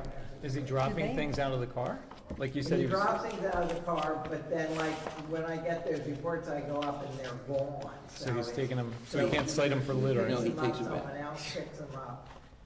And the police have gone, but the police have gotten his name, his address, they've checked his license out. Yeah. His license is legitimate, his car is registered, and, up to date on all its Yeah. papers and things. And the stuff that he throws out of the car, before he leaves, he puts it back in the car and drives away. So he doesn't leave anything behind, And it's borough property, You know, it's so borough it's property. quasi-public property. basically. There's not a. Does he And know it's- that? It's not posted, the property's not posted, it's not private, and the police say, if he hasn't done anything that we can charge him with, the only thing we can do is say to him, well, Move thanks and along. goodbye. We want you to leave. And then he'll leave, but Then then he'll he'll come come back. back to us. And with no pattern? No, it's like not a real pattern. Paul has talked to me about this before, and I've gone over it with her, and things, and So, I don't think we have a leg to stand on right now, to do something. Can we that- post, that we can bring the police into, man. It's really not up to us to call him a nuisance. When Paul says he's a vagrant, I don't know if he's a vagrant. I don't know if he has money or a house or a boat or an airplane. I don't know. can we make a determination that that property is to be used only for borough residents and their guests? As borough property, anybody can come and be on borough property. They can come here and say, I'm thinking about going to the borough, I'm admiring the thing, I'm using the trail, I'm whatever.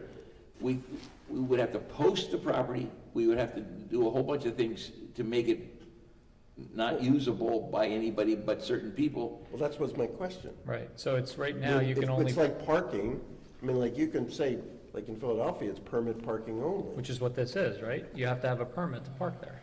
no, we don't have any you don't have to have a permit. You don't have to have But But you have guests, to be a visitors resident. park there. Well, yeah, But it could be, the purpose of the parking lot was put there for the people who live along In Rose the- Valley the Road, mill who houses. don't have any driveways or garages or places to park in front of their property. So that's what the purpose of the borough parking lot is.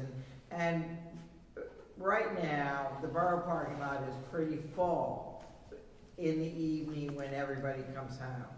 So, but that's not when he comes during the day. When it's empty. When it's empty. So I would suggest we monitor this. If it continues to be a problem, I think the way we can address it is by making that a parking by permit only property. And give everybody, all the Stick mill it out houses and walk permits. around?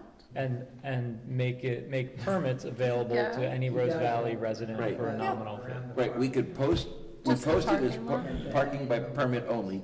Then you establish a permit status for the people who get the permits, and you make the permits $1 or something. And you might as well have it for free. It doesn't have to be a nominal fee, right? Right, it used to be, they had to pay. this $10. nominal fee, and it was annoying.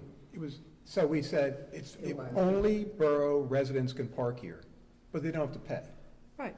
But I think we'd need to do it And- by But permit. it's, right, Because we need that's to right, authorize, that's we'd right. need to do an ordinance making it parking by permit only. And then we need to post it, parking by permit only. Can the permit be free? sure, why not? Probably. Okay. I don't, that's a probably, I gotta look it up, but It has to be a permit given to a borough resident, it has to be posted, it has to be by ordinance, so you have a law, and you have to have a penalty provision. And then you can do something. And each household could have a bunch of permits for their friends when they come and Yeah, visit, for you guests. know, so guests, so it's not just, Yeah, they it's can- just to keep this they can one have 50 person out, permits. really. That's good, Put them on the dashboard or whatever. yeah.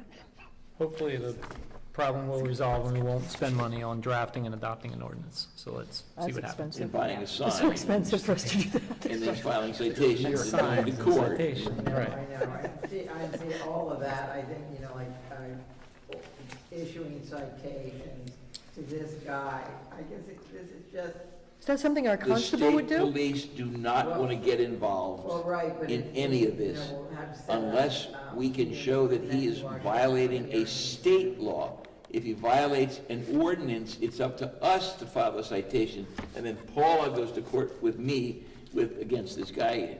If it's a state law that he violates, if he's public urination or whatever he's doing, or litter or something, and we can force the state police to charge him with it, then they have to go to court and do all the stuff, not us.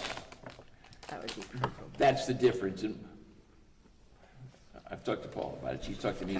She's very concerned because the residents are concerned, but it's almost a tempest in a teapot because they don't want him there, but he hasn't really done anything other than be annoying. Yeah.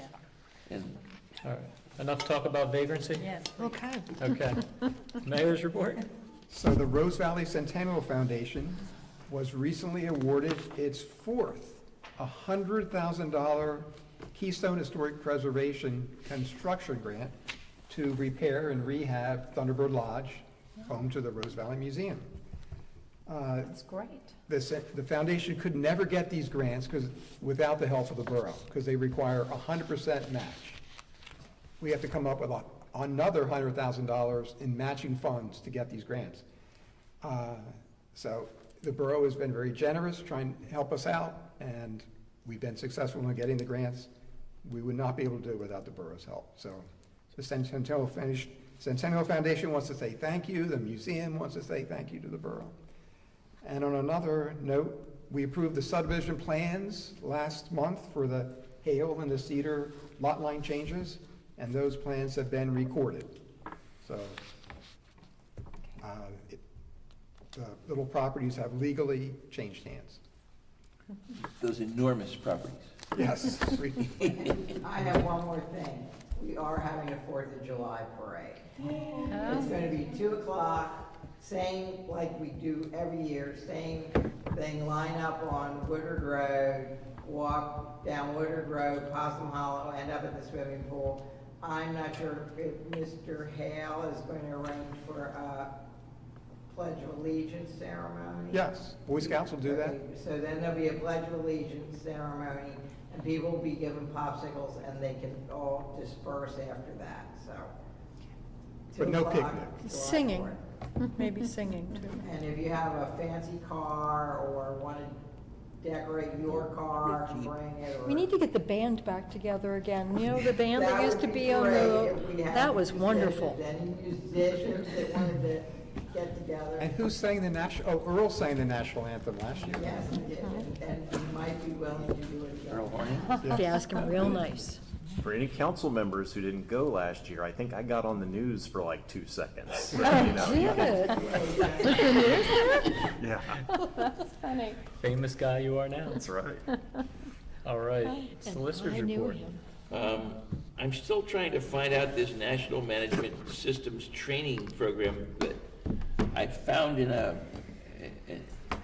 issue with a newly appointed council member in a municipality taking the place of somebody who resigned. And he was required to take this training, and when he objected to it, they took him to a small claims thing, and he lost. He had to take the training. But I can't find the darn stuff at the state level. I've contacted the State Association of Boroughs. The person there in their legal department just retired in May, and they have a new person there who's not even in Harrisburg. She's someplace else, so I can't get an answer yet, but I'm hoping it's just nothing. It sounds. I had to take it once. Oh, Or I did- was told, we were all told we had to take it once, like 10 years ago, and it was a pain. It was like 6 hours of Well, it's a online nuisance. training. Yeah, that's why he It's a pain. objected to it, because it was an all-day event, he said. Second thing is, the Federal Highway Administrative Form 536 has been filed by Paula in advance of the June 15th deadline. Now, Nicely done. I'm gonna ask for a show of hands, how many of you have ever seen or helped prepare Federal Highway Form 536? Can I see a show of hands? I've seen it. Oh, he knows. Do you know, anybody besides our president here know what it is? I've been the solicitor here since Moses was a teenager. I deal with PennDOT about all sorts of stuff about you guys. This year is the first time they sent me a notice about it, because they moved the deadline up by 2 months and never told anybody. So they sent notice to the solicitors, because a lot of the boroughs, they said, weren't gonna be able to meet the deadline. They sent me a package. I asked them to give me the instructions. The instructions are 36 pages. The form is 11 pages. And it requires us to answer all sorts of questions about our federal highway money. How much federal highway money did we get, Paula? $24,000. We can't put that one line and just leave go. But Paula every year answers this dumb thing.